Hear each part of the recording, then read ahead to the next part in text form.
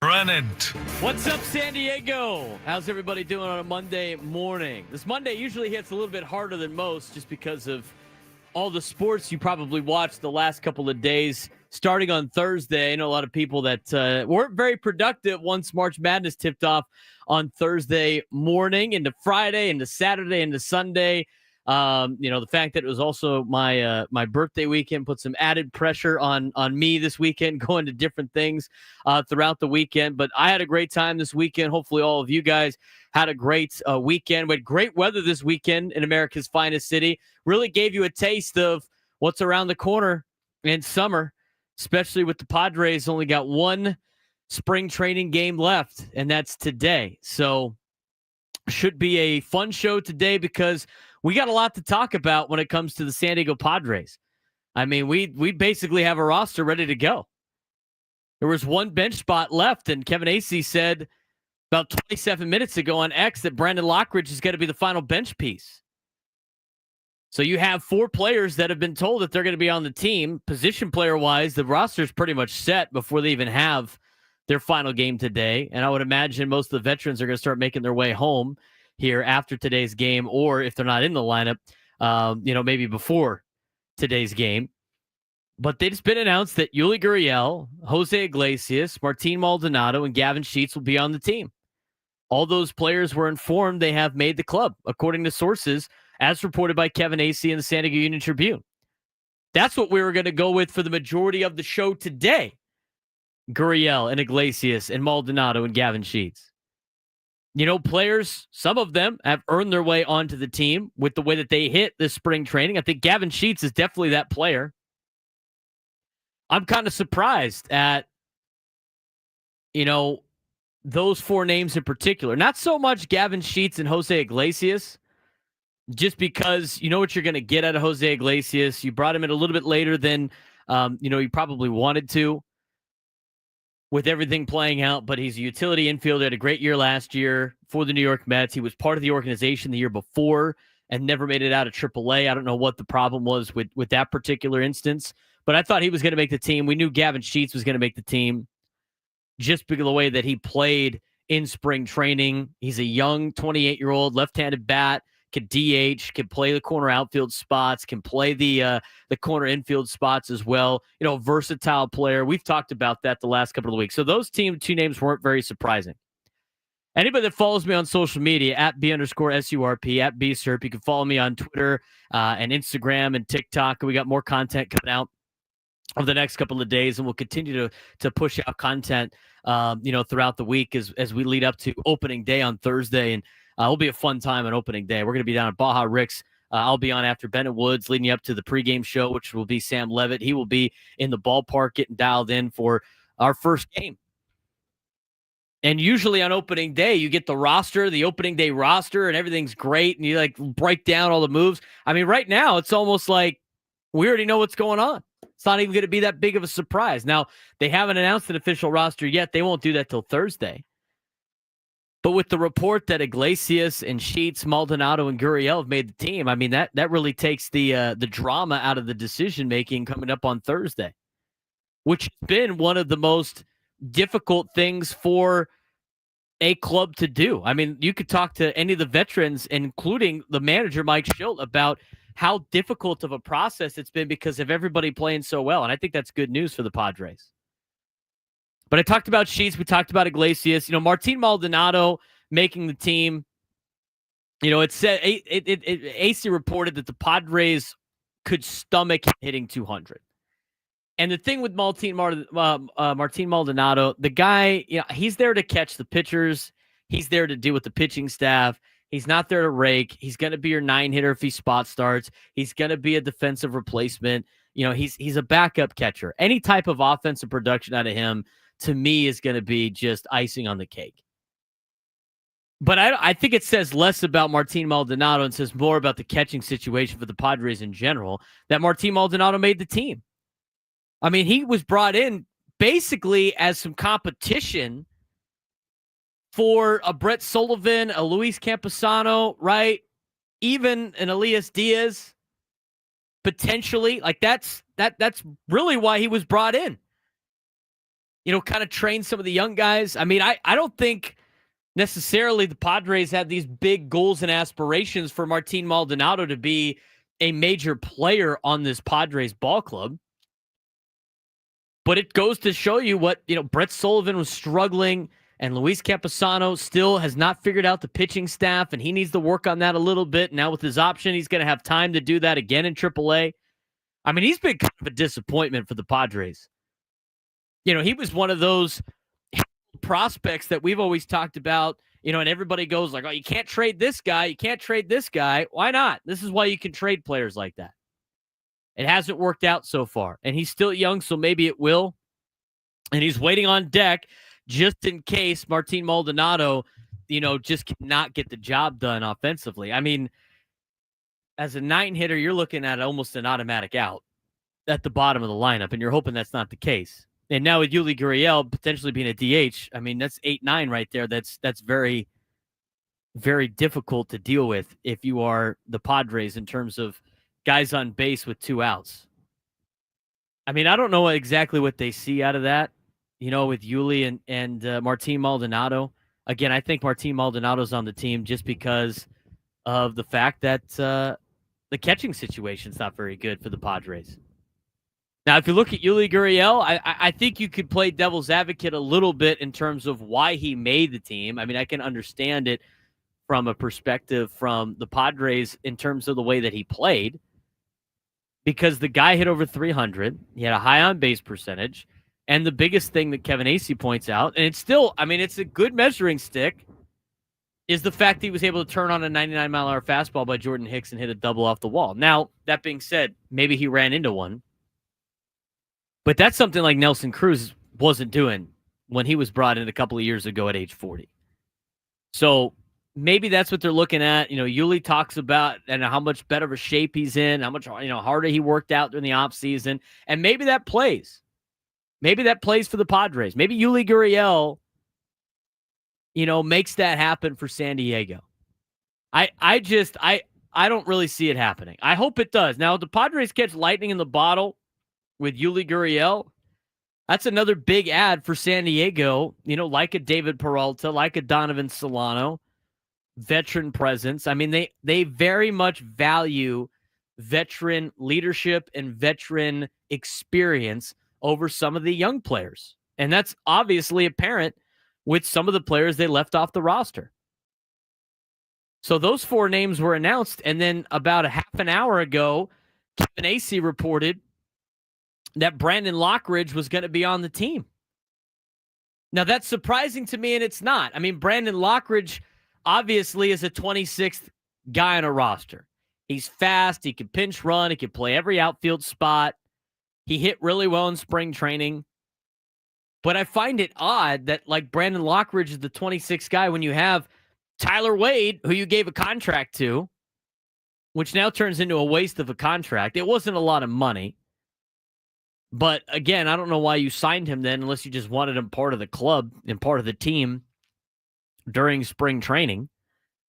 So kind of a miss on that, but it's not going to hurt you too much when it comes to finances. It's an interesting decision, I think, that you signed him and then he doesn't make the team out of the gate because of the way spring training results were. Eggy Rosario's out of options, so he's not going to be a Padre anymore, which is obviously part of the conversation. I mean, if he's not on this team, he was never going to make this team. And that leaves a couple other players too. I mean, they already sent down Tirso Ornelas over the weekend, but that leaves a guy like Connor Joe. And I think a big question for today is, what does Yuli Gurriel bring that Connor Joe can't bring?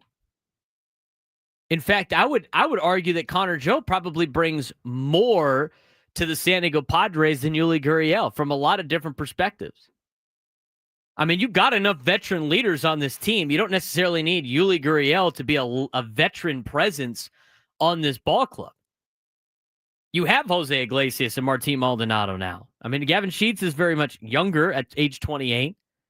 I mean, Connor Joe's been in the league. You got Xander Bogaerts. You got Manny Machado. Fernando's been in the league long enough now. I mean, you don't really necessarily need the veteran leadership from some of these bench pieces. So aside from that, what does Yuli bring that Connor Joe doesn't bring? Now, we'll have a breakdown of that later on in the show. I find it interesting that that's the decision they decided to make. Now, from a perspective of a numbers perspective, in terms of how many guys can we keep in the organization, Connor Joe's got options. He's going down to AAA. I mean, I had that conversation with somebody last week. And I was like, we'll see if Connor Joe makes the team. And this guy was, friends with the guy. He's like, oh, yeah, he's just, he's going to do this. I'm like, dude, I'm telling you right now, we'll see if he makes the team. Because Yuli Gurriel was definitely taking his roster spot. So the big debate to me is, what does Yuli Gurriel bring to the table that Connor Joe cannot do? And we'll discuss that later on. I thought March Madness was utterly boring this weekend. I think NIL might have killed March Madness. I talked about on Thursday and Friday how much of a great time it is and the best tournament ever and everything like that. I mean, I hyped it up to be one of the best sporting events every year. And that fell flat on its face. And I think NIL's got a big portion of that. You start looking at the way that college athletics is. I'm going to tell you right now, there's a lot of glaring problems for college athletics in the future. The NCAA and the players have the golden goose in one arm, in one hand, holding it by its neck, and they got an axe in the other.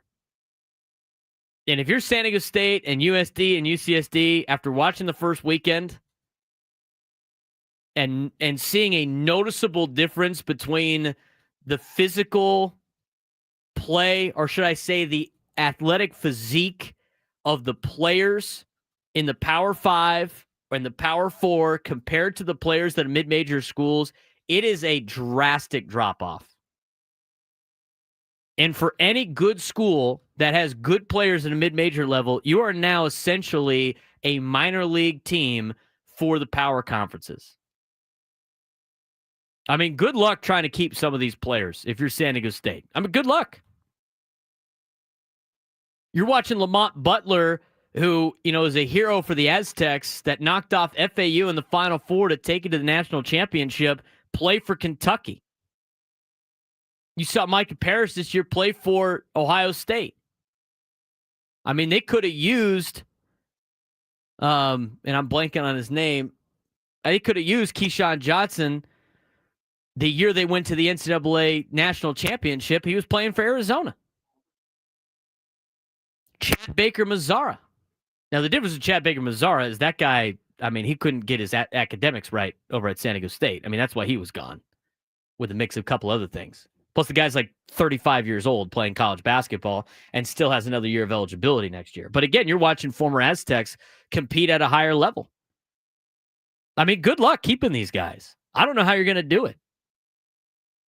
And that's not like an Aztec problem in terms of, like, they're trying their best. The school's trying their best. The boosters are trying their best. I mean, they're trying their best. You're not going to keep those guys. Where's this Pac-12 deal that we keep hearing about? Is that going to save everything? Is that going to save everything for you guys? This Pac-12 deal? Are you telling me right now, San Diego State in a conference with Washington State and Oregon State and Utah State and Fresno State and Boise State and Gonzaga are going to be at a level where players don't leave to go to power conferences? The answer is no. They're killing college athletics with the rules that should I say non-rules that they have, and with NIL being out of control. Today the portal opened, by the way. Did you know that? The portal opened today. They're in the middle of the NCAA tournament with the Sweet 16 starting on Thursday, and the portal is opened. What are we doing? College athletics, what are we doing? I could go on a rant for Are You Good for 1,500 different things about college athletics right now. I'm going to save it for Dan Hurley again. I mean, he seems to be, when I created this segment, I didn't know it was just going to be the Dan Hurley segment. I mean, I could just follow that guy around and he'll do something different every single time. But just utterly insanity when it comes to college athletics. And it's all catered around football. But this is the first year since 1975 that every team in the Sweet 16 is a power school. It's the first time since 1975. That's insane. Not only that, they barely have 4 conferences represented. If the ACC didn't have Duke in it, they wouldn't even be in this conversation at all. You would have 3 conferences in the Sweet 16, the SEC, the Big 12, and the Big 10. And that's it. And the only reason why the Big 12 is getting representation is because they're good at basketball compared to other sports. First time in 47 years since the FBS was formed, the entire Sweet 16 will be FBS schools. Those are schools that just play, the higher level of college football.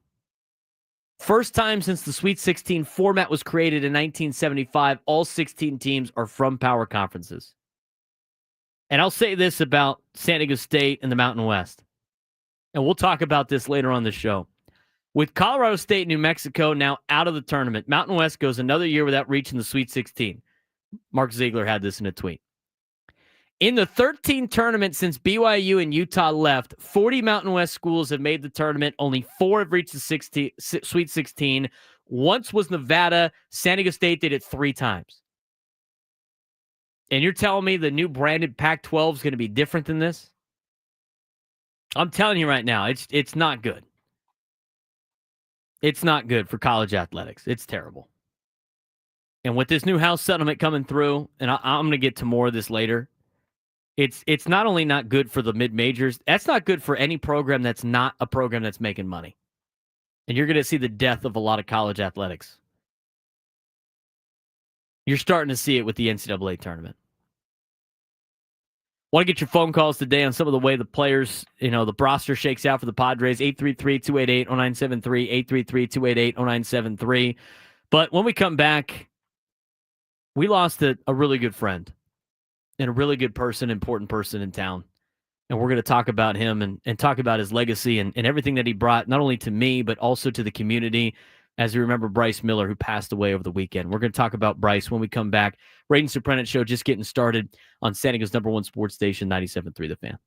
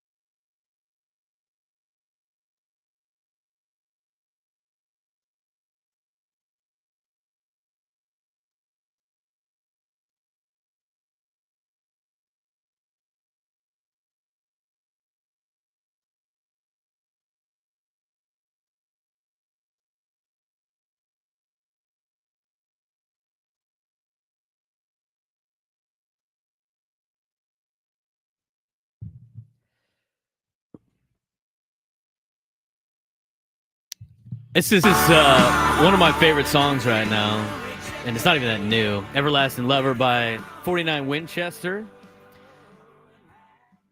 I was sent some tough news over the weekend. Adam sent it to us and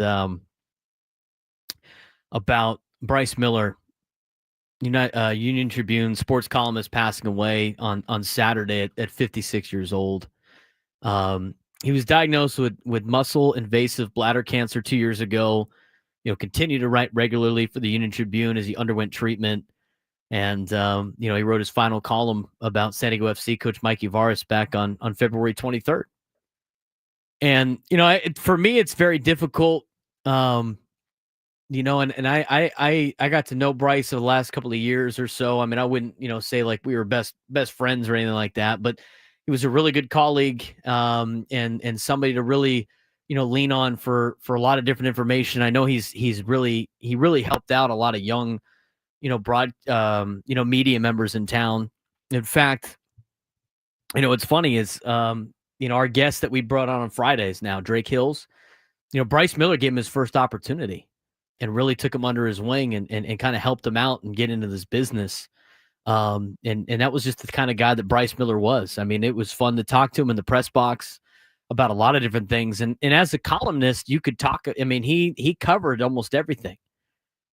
And you could always talk to him about multiple avenues, and you could have him on as a guest, and you could go a bunch of different directions. And he was good to us in the midday. And I mean, everybody that has had this show in the midday, he took the time to come on with us. Even during all of this, even though he was going through a lot of, cancer treatment and pain, everything like that, he still took time to come on and talk sports with us and do a lot of things that he didn't necessarily have to do. And so for me, I mean, it was tough. It was very tough to get that news on Saturday. I think it hurts for a lot of people in town. I mean, Bryce Miller was a great man. He was a great individual. He was a good person to know. And for me, I mean, I always put Bryce on when I filled in. That was a go-to guest every single time was Bryce Miller. And because I know he would come on and I know we'd have a great conversation and he was a good friend.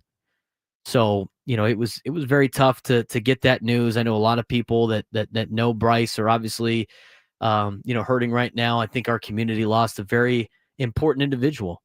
I mean, somebody that really, as a guy from Iowa that came out here and kind of observed for a little bit, but then really became part of the community in San Diego. I think he was a major bright spot to the media here in town, and a good person to have in the sports industry. If you haven't done so already, I highly recommend it. Ryan Finley, who is the sports editor at the San Diego Union Tribune, wrote a great article on Bryce Miller. And I read it last night. I mean, there's so much you learn about him and what he was doing and everything that he did in his life. And the cool thing that I think we can learn from Bryce Miller is that he was up for anything and said yes to a lot of different things that he used for his sports knowledge and building himself an all-around individual and experiencing a lot of different things and writing a lot of stories. The guy was a great storyteller, and he wasn't just focused on the big sports. He talked about everything from horse racing at Del Mar to marathon running to, obviously the Padres and San Diego FC and everything like that in between. Just a great man and a great columnist and somebody that has gone too soon.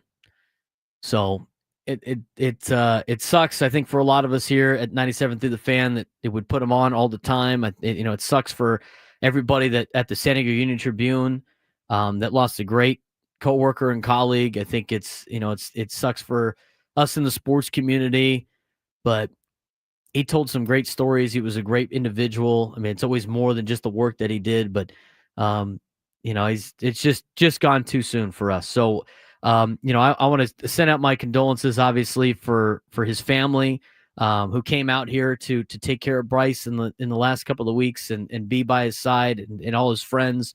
that lost somebody very close to them. So it's very for me it's hard to put words to it just because of a great person that he was. So I wanted to mention that. And so again, if you haven't done it already, go check out the article that the piece that Ryan Finley put together for the San Diego Union Tribune that really goes through his life, from being in Iowa and everything he did to contribute to the sports world here in San Diego, and the people that he had impacted throughout his time. But Bryce Miller gone at 56 too soon. So I wanted to mention that. I mean, obviously it stinks, and I hate that we have to talk about it, but I wanted to give Bryce his rightful tribute, and I'm gonna miss him.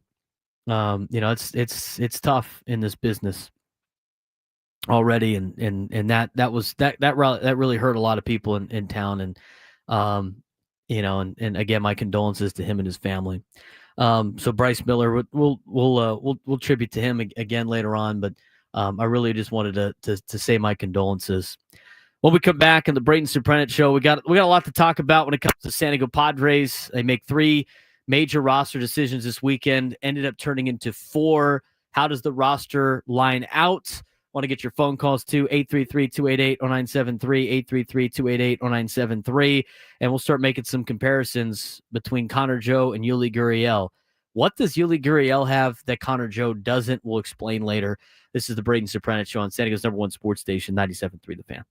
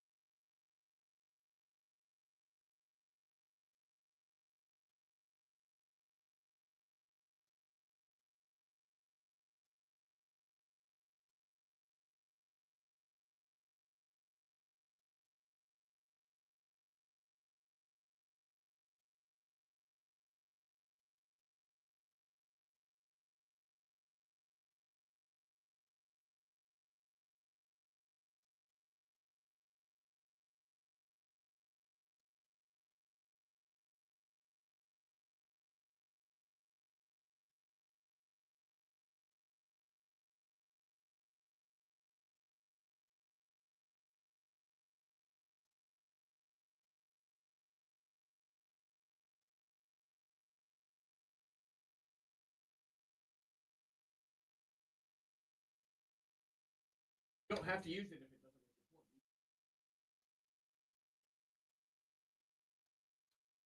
doesn't. 10:36 on a Monday morning on San Diego's #1 sports station, 97.3 The Fan. I'm Braden Surprenant. This is the Braden Surprenant Show, live and local every day from 10 to 2. We're going to be out live a couple of times this week. In fact, we got special Saturday shows coming up as well this Saturday at the East Village Block Party. We'll talk about that a little bit later on. But I do want to mention that we will be broadcasting on opening day live at Baja Rick's at 176th Avenue across from the Hard Rock as we celebrate opening day this Thursday. Bennett Woods will broadcast beginning at 6 a.m., followed by myself and the Braden Surprenant Show until noon. We'll have deals on Coors Light, Blue Moon, and Topo Chico, plus a special breakfast menu and $10 foot-long TJ Dogs and special Blowfish Tequila premium margaritas. Join 97 through the Fan at Baja Rick's from 6 a.m. to noon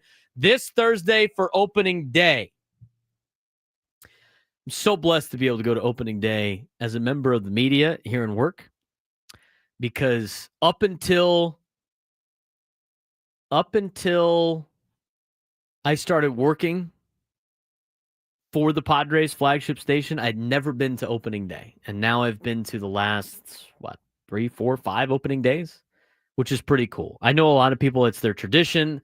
But for anybody that's never been to opening day, if you have not been, you got to try to go. It's a fun time. I prefer like a little bit later of a start, but we got a more traditional opening day, 1 o'clock, 1:10 start coming up on Thursday. Should be fun. Saturday we'll be out live again too. So extra show this week for the Braden Surprenant Show and the crew, but it should be a fun time. Looking forward to that. What usually happens in the Padres roster, the opening day roster. Are they going to make the opening day roster? Well, it seems like we have some clarity on the opening day roster already, as it's been announced that a couple of players have already made the team. In fact, all 5 bench pieces of the position players have been announced.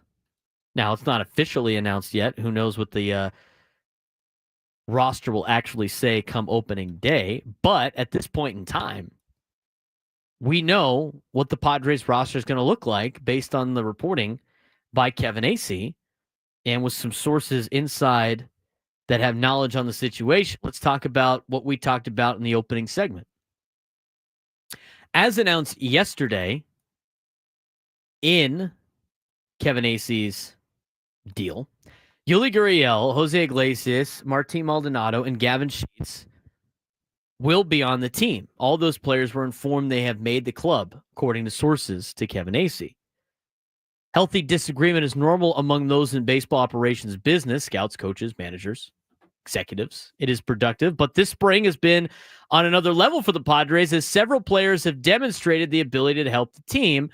Mike Shildt was asked about this by members of the media. This sound clip was on Friday, but Mike Shildt said, it's not even close. This has been a very, very competitive camp. All those guys have played their way onto a team that only has so many spots. President of Baseball Operations, AJ Preller, said Sunday there will still be discussions happening regarding the final roster spots. He would not confirm which decisions have been made.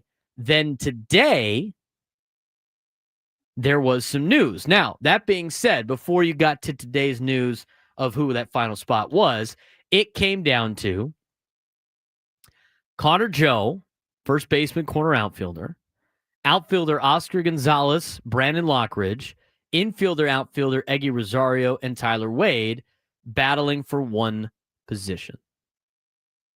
Brandon Lockridge, according to Kevin Acee, in a tweet that came out right before the show started, said it's going to be Brandon Lockridge. He's going to be the 26th man on the roster. Now, that doesn't solidify the entire roster yet, just because there's still conversations about the pitching staff, which we'll get to later on the 11 o'clock hour. But Brandon Lockridge, according to this tweet from Kevin Acee, story from yesterday, which we pulled from, and an update from this morning, Outfielder Brandon Lockridge is on the team, so the bench is set, period. So your roster right now is, again, Elias Diaz and Martín Maldonado are your catchers. Your infielders are Luis Arraez, Xander Bogaerts, Jake Cronenworth, Manny Machado, Yuli Gurriel, Gavin Sheets, José Iglesias. Outfielders are Jason Hayward, Brandon Lockridge, Jackson Merrill, Fernando Tatis Jr., and that's your squad. I thought for sure we had the locks down. Probably on the team, I had Tyler Wade and José Iglesias. It ended up being José Iglesias, Gavin Sheets, and Yuli Gurriel. And then Martín Maldonado won the backup catcher spot. We talked about the catcher position earlier in the show.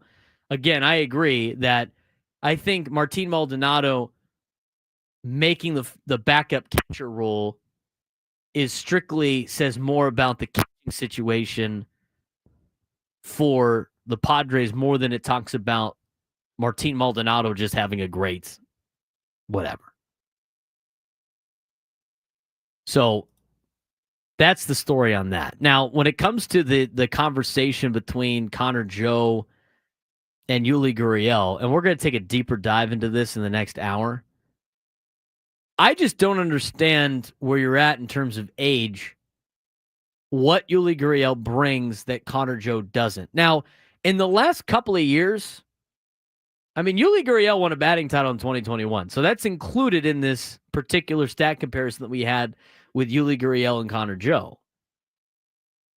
But since the 2021 season, Yuli Gurriel has hit 271 with a 251 expected batting average, had a 313 expected on base, a 344 expected slug.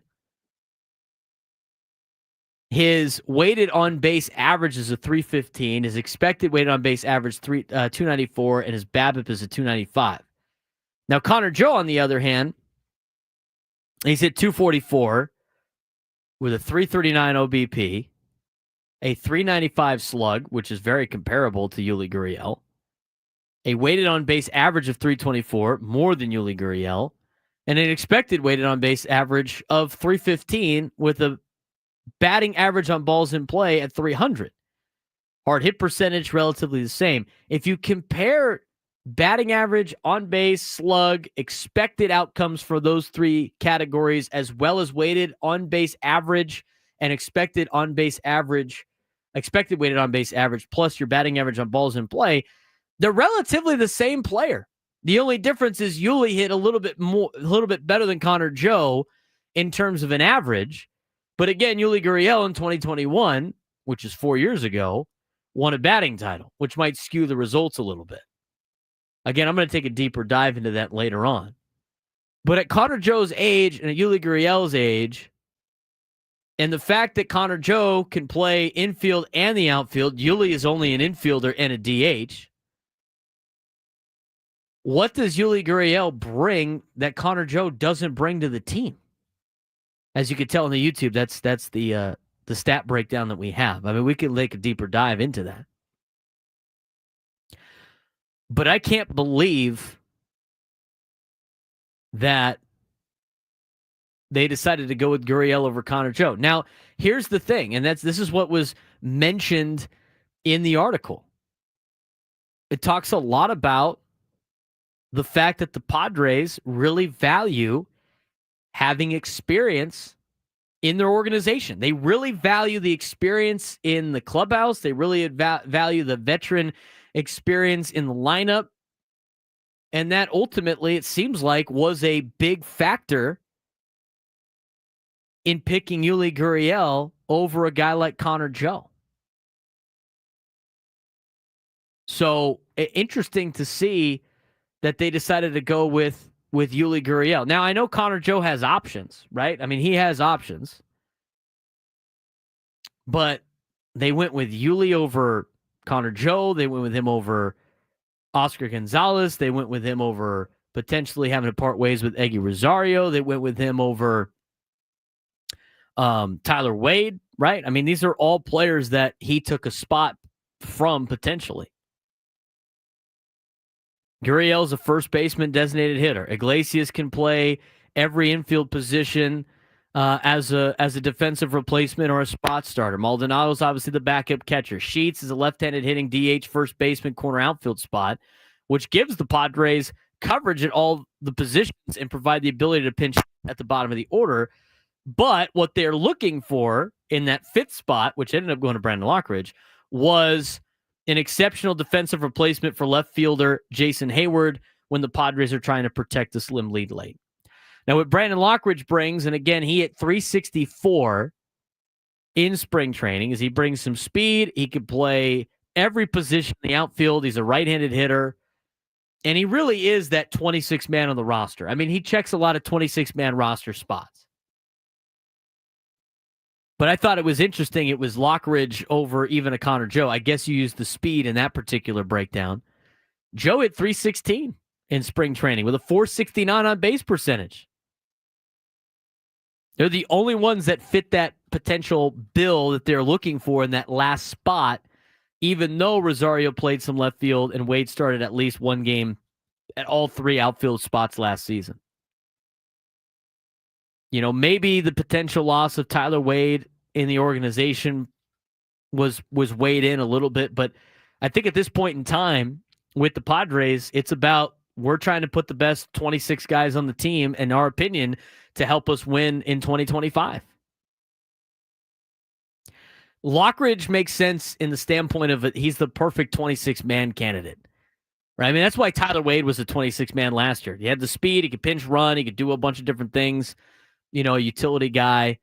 But when you got a guy like Brandon Lockridge now that hit his way onto the team, that did a lot better in spring training than Tyler Wade, that can, you know, run, he can play every outfield position. You already had all the infield spots covered. It seems a little bit more of a value than a Tyler Wade. But you're parting ways with a handful of players that just not going to be part of the organization anymore. I mean, you already DFA'd Brett Sullivan. If he gets through waivers, you could bring him back. I can't imagine the market for him being super high. The catching position in general is kind of a problem for the Padres. But as a right-handed hitter for San Diego in the outfield, are you now expecting Brandon Lockridge to be the opening day starter in left field, going against a left-handed pitcher in Chris Sale? Or are you going to go with Hayward out there? I would imagine it's probably going to be Brandon Lockridge, right? The right-handed hitter in left. So you have Lockridge in left. Jackson Merrill in center. Fernando in right. That's a pretty fast outfield, if I've ever seen one. You'll have Manny at third.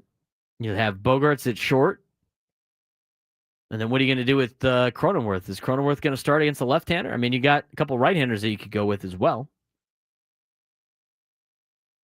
And so it's a lot of interesting conversations that were being had out there in Peoria. I mean, we could talk about the lineup in a bunch of different ways now with the way that the roster has pretty much been set. And we'll talk about the pitching staff a little bit later.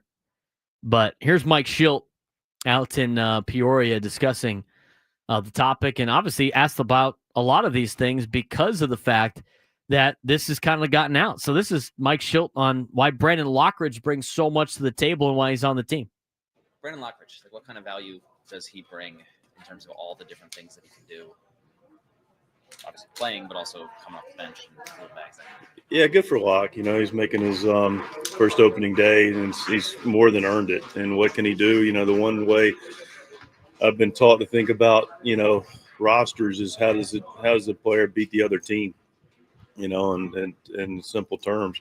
And so the thing about Lock is, you know, he can do it a lot of different ways. You know, he's clearly can run. He's a plus, you know, top of the scale runner. And it's good that he can run, but it's only as good as its application, right? And so he's a really good outfielder. He takes good routes. He can play all three outfield positions. You've noticed him a little bit more in left recently for obvious reasons. So I'd expect him to get some opportunity, especially against lefties. But can clearly play center. Uses the speed on the bunt game.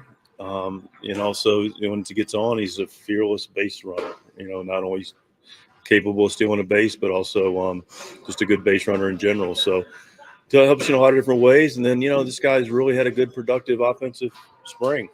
Continues to get better. Has a consistently good with his approach. Uses the whole field, so he helps us a lot. Brandon Lockridge does help you a lot. I mean, I like everything Mike Schultz said right there. That's a player that is a perfect 26-man roster spot. I think what makes it tough, obviously, is some other players probably could help this team, and they're going to go with the veterans first. Now, the situation is with Connor Joe in particular, and some of these players that do have options is they're waiting just in case Yuli Gurriel doesn't have a good start to the year. I mean, there are some pros to Yuli Gurriel. They really emphasized the fact that he was able to turn on a 99-mile-an-hour fastball in spring training and rope it for a double to kind of show that, he still got it a little bit. They show, they really like the fact that he put a lot of time into the offseason and worked out and everything like that to get in some of the best shape. I mean, we hear that all the time. And to me, with that, I mean, again, I've been a big advocate for Xander Bogaerts. I'm probably the biggest Xander Bogaerts fan here in San Diego. Got to defend that guy's honor more times than not. I think he's going to have a big year. And I've mentioned him working out during the offseason and losing 10 pounds. That's all fine and dandy, but you got to still show results, right? So, it becomes eyewash if you don't flip it into results. But you know what? Maybe it ends up working out for the Padres. The thing is with San Diego and the way the budget is and everything that's put together with this particular roster and some of the situations that they have in terms of finances, you have to take risks on these guys. You have to go with the risk on a guy like Yuli Gurriel. You have to take a risk on a guy like Martín Maldonado. You have to take a risk on Gavin Sheets off of a good spring training. You have to hope that a guy like José Iglesias can match what he did in New York the year before. I mean, these are the risks that you take, just like last year with David Peralta, with Donovan Solano.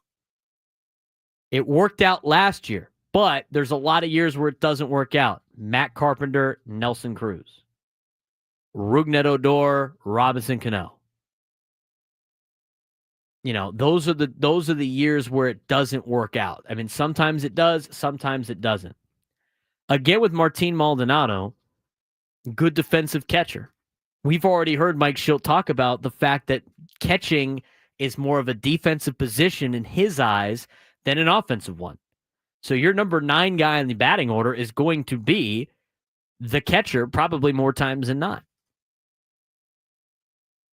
With Lockridge being a right-handed hitter, I'd like to see the Padres on opening day go with him starting in left field over Hayward.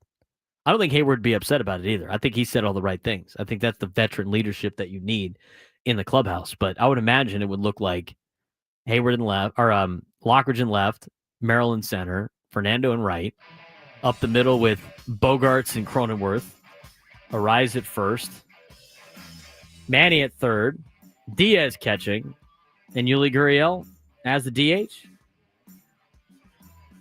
That might be your opening day defensive alignment. We'll talk about the opening day lineup and what we think might happen, plus talk more about this Padres position battles, how the roster shakes out. When we come back, San Diego's #1 sports station, 97 through the Fan.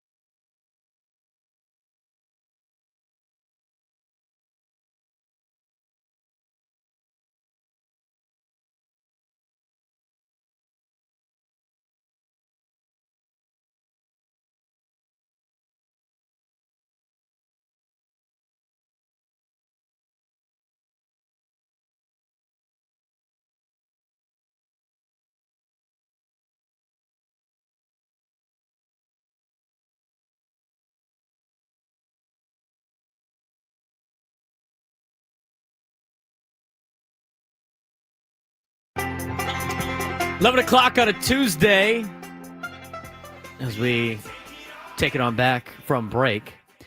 A lot of stuff to talk about when it comes to the Padres. 833-288-0973, 833-288-0973. I want to know what you guys are thinking about there about the Padres roster. Yuli Gurriel makes the team. Connor Joe does not make the team. Brandon Lockridge is the 26th man of the roster. He's on the team. Tyler Wade, Eddie Rosario, not on the team. José Iglesias, Gavin Sheets on the team. Oscar Gonzalez, Tirso Ornelas, not on the team. Catching situation. Campusano starts in the minor leagues. Martín Maldonado is on the roster. What do we got? 833-288-0973, 833-288-0973. A lot of people in the chat upset about Jason Hayward making the team, even though we knew that was a foregone conclusion. Give me your thoughts. You can tweet at me at B_SURP at BSURP. You can also tweet at the show at 97 through the Fan SD. Send me a message. Want to know what you're thinking. 833-288-0973, 833-288-0973. You can follow me on social media, as mentioned before. Thanks again to everybody tuned in on YouTube. If you haven't done so already, give us a like on the YouTube page. It helps out with our algorithm. We really appreciate you on that. We got a lot to talk about later on in the show when it comes to the NCAA tournament and how awful that was to watch over the first weekend, how that affects San Diego State, plus more on the San Diego Padres, like the pitching staff. We haven't talked about the pitching staff yet. I mean, the rotation's pretty much out, and we'll talk about that in a little bit, but we're focused on the position players right now. Padres said they're going to keep 13 pitchers and 13 position players. Well, we got the 13 position players. What do you guys think? A lot of veterans. They care about the veterans. We talked about it on this particular time slot a lot. You need veterans coming off the bench. They got a lot of those guys now. But is it enough? 833-288-0973, 833-288-0973. Well, in order to put your thoughts together, let's talk with Mike Schilt a little bit. Mike Schilt did discuss a lot of these topics, and we're going to pick apart a little bit about this. We'll start with the Tyler Wade situation. I find this very interesting because they went out and gave him a contract. They gave Tyler Wade a contract during the offseason. And for a long time, the only contract that was given out by the Padres was Tyler Wade in this offseason that they had. They gave the guy $850,000 to not make the team with $1 million club option, which they're obviously not taking. Tyler Wade does have a $50,000 buyout next year, so he's going to get the $850,000, assuming nobody picks him up and takes his contract. They're going to get the $850,000. And then they got to pay him another $50,000 next year. So they're going to give him $900,000 to walk away. I find that interesting. Why didn't he make the team? Well, here's Mike Schilt.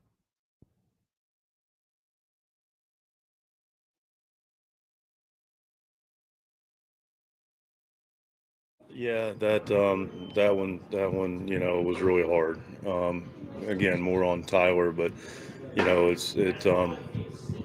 not seeing him today was hard because he's got such a good energy and a way about him. Obviously he's a really good player, versatile player, but he's just a guy that has fit into our culture extremely well, and it was a tough conversation for him, and tough conversation and decision for the organization. Very difficult decision. I mean, he's obviously beloved by the clubhouse and everything like that, but here's the deal. It is a business, and they're trying to win. I mean, this is a decision they had to make. I mean, to me, Tyler Wade brought some intangibles that you get out of Brandon Lockridge. The only difference is like everybody loved Tyler Wade. That's great. I mean, that's fine. I mean, you have to build some guys with some clubhouse rapport. But aside from just the vibes of Tyler Wade, he doesn't fit. It just doesn't fit on this team right now.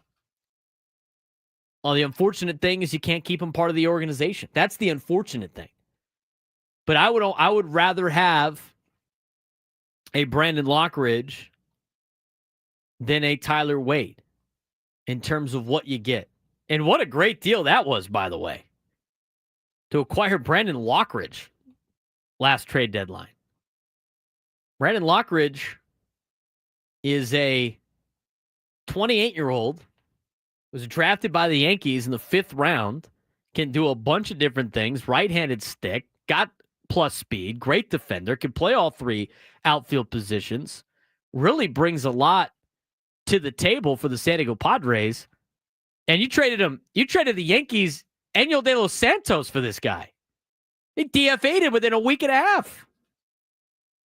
How about that? I mean, you want to give, I mean, I know a lot of people like to give AJ Preller some S, but I'm telling you right now, that's so far one of his best moves. And we'll see how he does. But, I mean, Enyel De Los Santos was just killing you in the bullpen last year.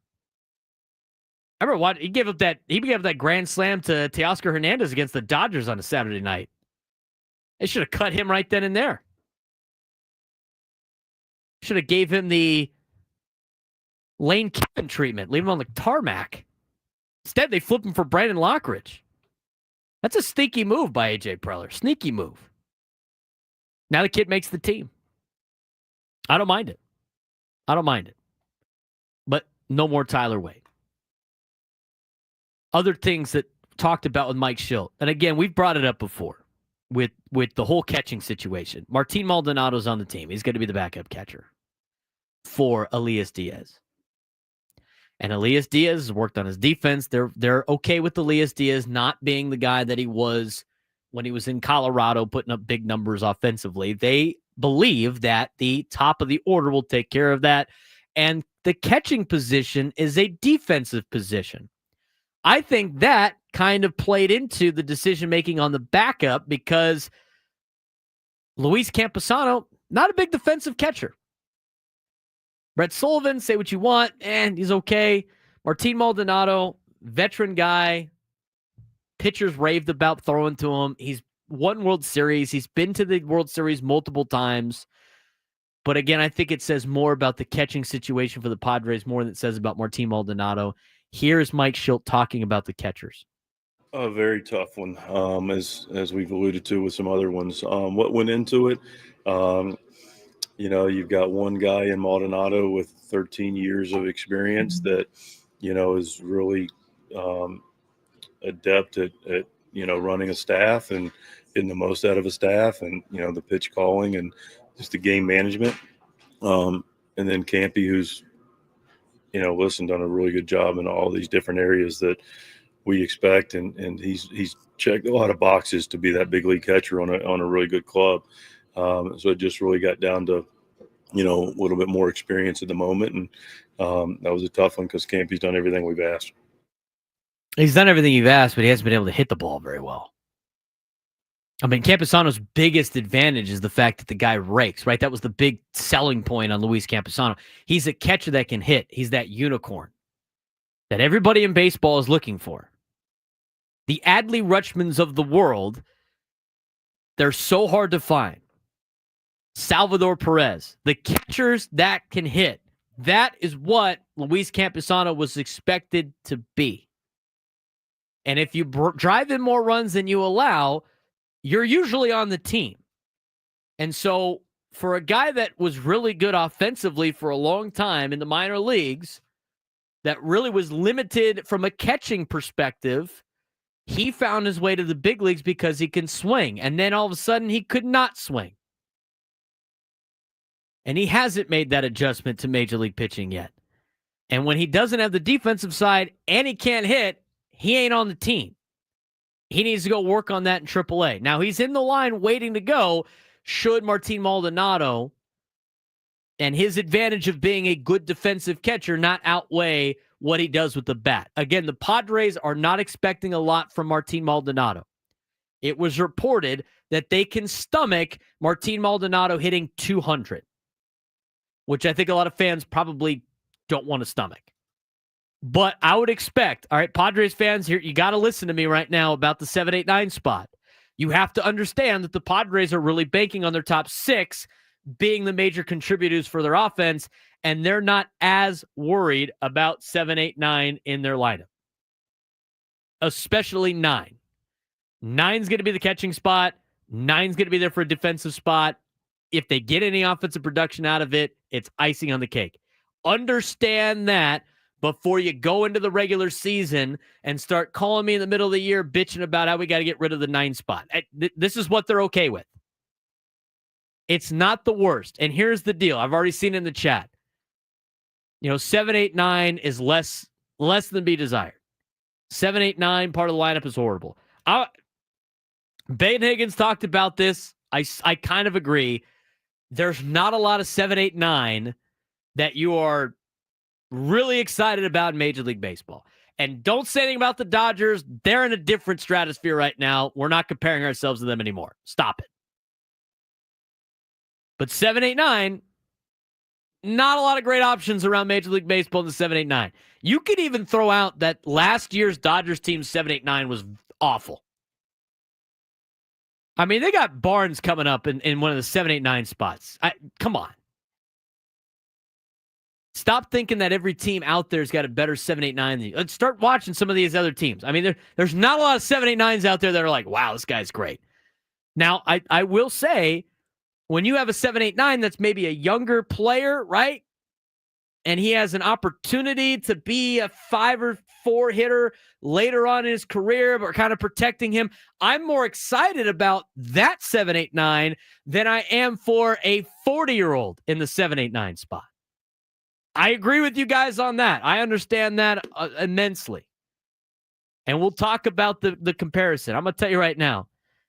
You start looking at the stats between Connor Joe and Yuli Gurriel, you're going to ask the question, what does Yuli Gurriel bring to this team more than Connor Joe? We're going to talk about that at 10:30. Or sorry, at 11:35. It's already past 10:30. But when we come back, we're going to talk about what Mike Shildt thinks about his bench and why he's so confident in his bench and whether or not I agree with what he has to say. Mike Shildt on the bench when we come back. Braden Surprenant Show, live and local from 10 to 2 on San Diego's #1 sports station, 97.3 The Fan.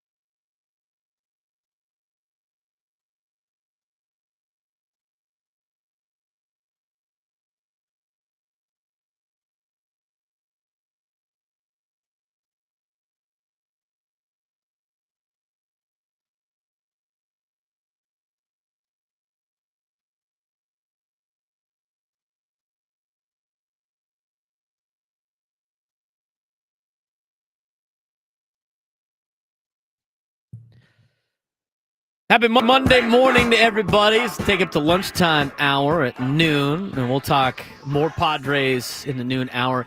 A lot of position player conversation. That's been where most of the battles have been for the San Diego Padres. But over the weekend, Mike Shildt did mention how the rotation was going to line out.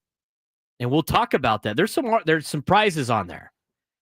Anybody that follows me on social media, again, if you haven't done so already, you got to. We provide more content on social media throughout the day at @B_SURP. Follow me on X, follow me on Instagram, follow me on TikTok. If you missed any of the show, all of the big segments and clips are snack size, 60 seconds, posted on my social media page.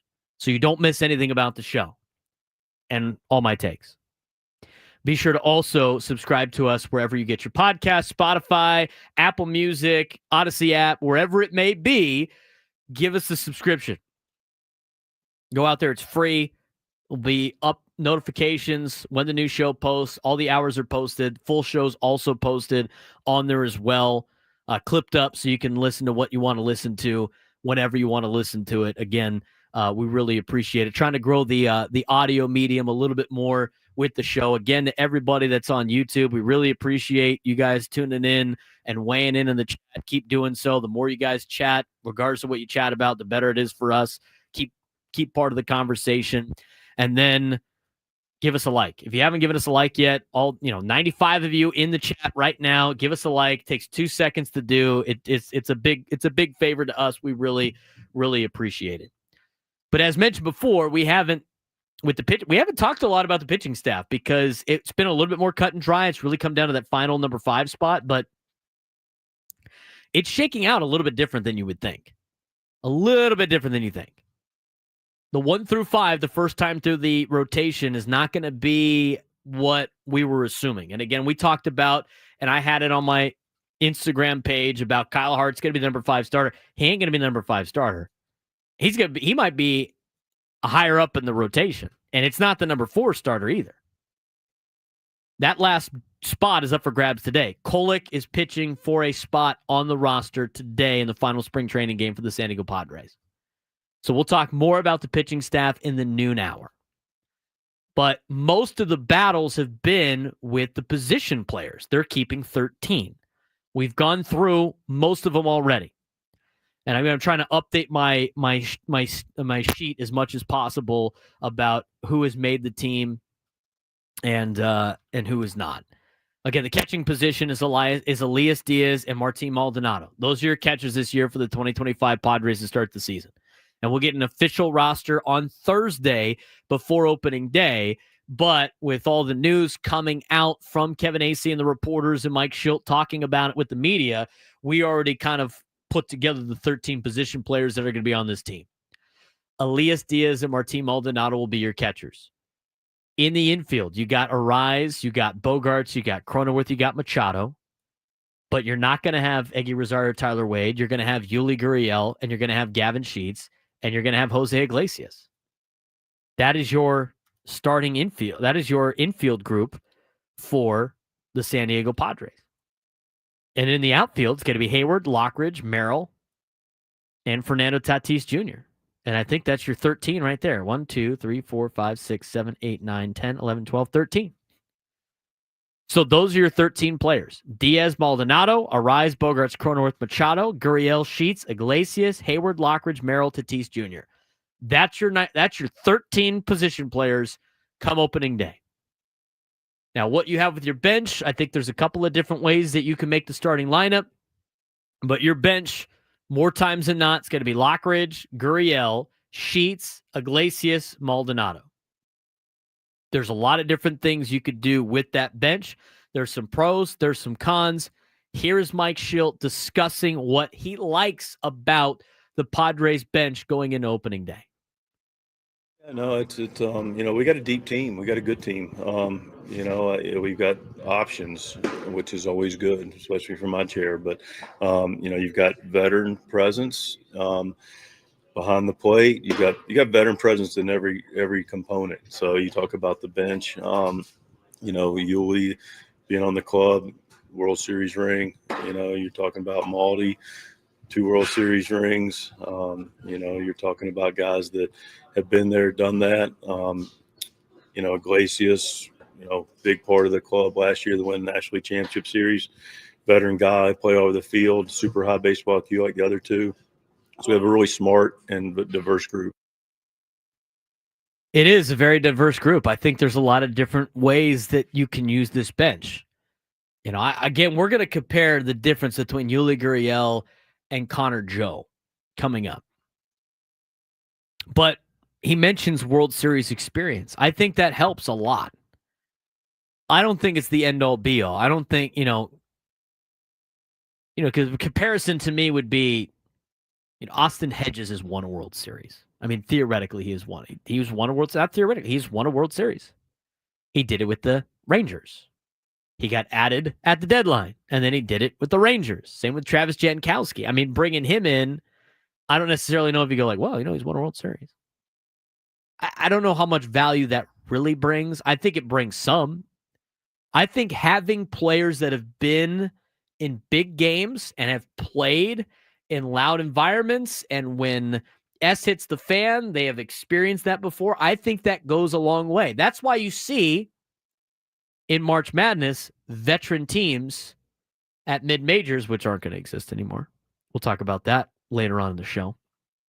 That's why you see those teams excel, because they're not fazed by the big moment. They're not fazed by the loud crowd. They're not fazed by all the pressure being on them. They've been there and done that before. That's why you see experienced teams and experienced organizations that have playoff experience do well under pressure. I think that brings a value. I think that brings a value when you have young players that haven't been in that situation. And luckily for the Padres, a lot of their young guys have dipped their toe in the playoffs a little bit. You got Jackson Merrill in the playoffs last year. And I think surrounding those younger players that are your future of your organization with guys that have been there and done that are good decisions. But that being said, I don't think you need to load your roster up with those said players. I mean, obviously, you can say Martín Maldonado has won World Series, and good for him.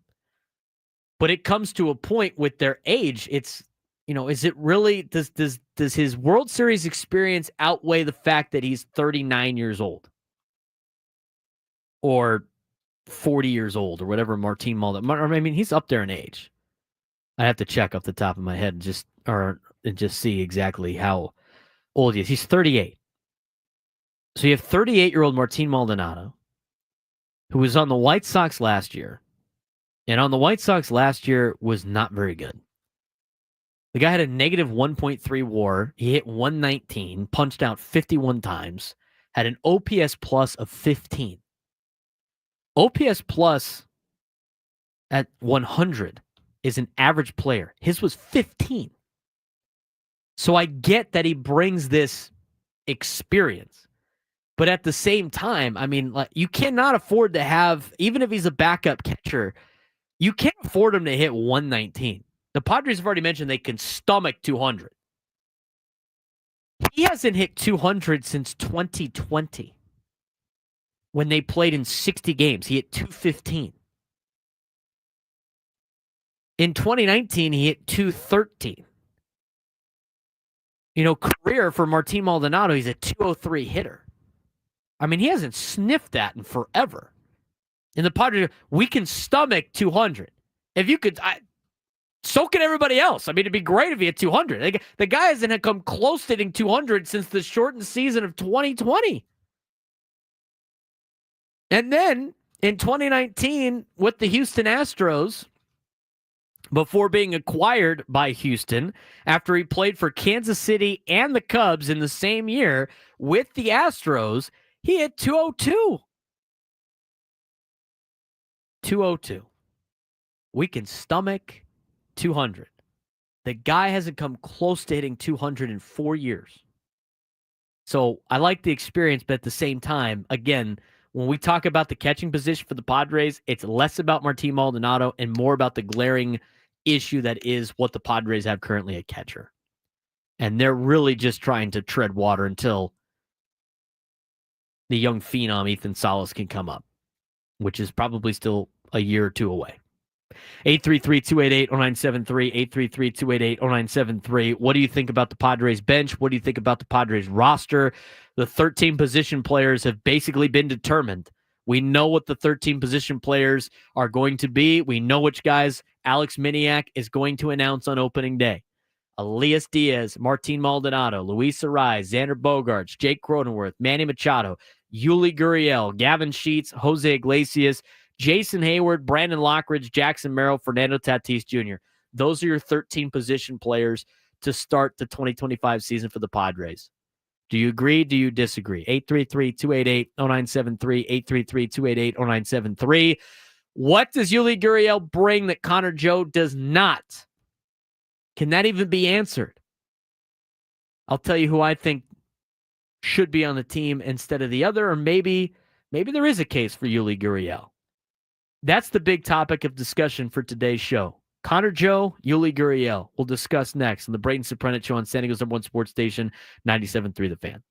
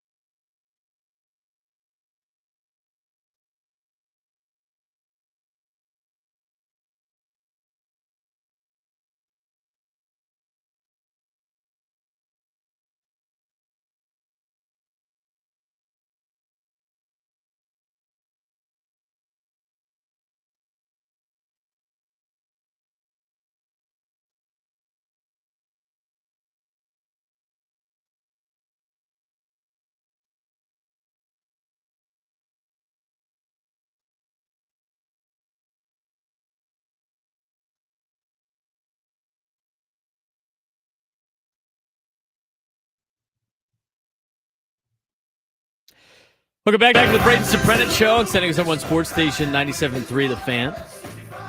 I don't know what it is with this computer, but for some reason, when I flip off of the daily liners page and I go back to it, it takes forever to refresh. But I do want to mention this hour on 97.3 The Fan is brought to you by Eliminate Termite, the orange oil experts. Have termites? Eliminate Termite inspects, treats, and repairs termite damage, all with a full structural warranty. Our orange oil treatment is safe for people, pets, and the planet. No tent, no move out. Protect your home naturally. Schedule a free inspection at eliminatetermite.com. Everybody's got termites in their house. It's just a matter of how many termites you have in your house. So if you are interested in that or curious, Eliminate Termite is your place to go. Again, this hour is brought to you by Eliminate Termite, the orange oil experts. Join 97 through the Fan this Saturday as we broadcast live at Tom's Watch Bar. Again, we have an extra show on Saturday, and I'm looking forward to it. You know, we got a little extra day of work. That's fine. But with the Padres baseball around the corner, we're going to have a show on Saturday. And not only are we going to have a show, Ben and Woods are going to have a show, as well as Gwen and Chris out at the block party. But join us this Saturday as we broadcast live at Tom's Watch Bar on 8th and J from 10 a.m. to 3:15 p.m. for the East Village block party. Ben and Woods will hit the air at 10 a.m., followed by myself and the Braden Surprenant Show. And Gwen and Chris check out all the baseball action while enjoying Blue Moon and Coors Light, along with delicious food like Tom's famous prime rib dip sandwich. That sounds delicious. 30 minutes before lunchtime, and you're dropping the Tom's famous prime rib dip sandwich on me. This Saturday at Tom's Watch Bar, 8th and J Street, brought to you by Blue Moon Brewing Company, Golden, Colorado. Celebrate responsibly. I'm going to have to get one of those. Prime rib dip sandwich sounds great. So Tom's watch party, or Tom's Watch Bar, is right behind Gallagher Square. So it's the old Social Tap. It's now called Tom's Watch Bar.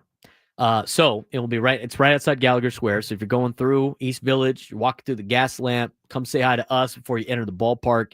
Should be a fun day on a Saturday. Earlier game time on Saturday. I think it's a 4:15 game, if I'm not mistaken, 4 something. Because that game, I think, is on Fox, if I'm not mistaken. So earlier time, get down there early, come hang out with us. 4:15. Yeah, 4:15 start on Saturday. Should be a fun time. I love the Saturday early starts. I love them. 5:30 starts, 5:40 starts are my favorite. Get down to the park early, go have a beer, go have some apps, whatever, at the local establishments, Tom's Watch Party, hang out with us, and then go have a good time at the ball game. And hopefully that's for a Padres series win on Saturday. The 4-game series starts on opening day on Thursday. We'll talk about where we're going to be at Baja Ricks later on the show as well.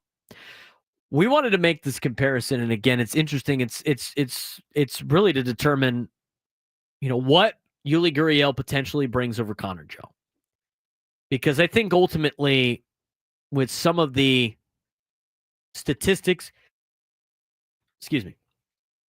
but also like the intangibles of what the players both bring to the team.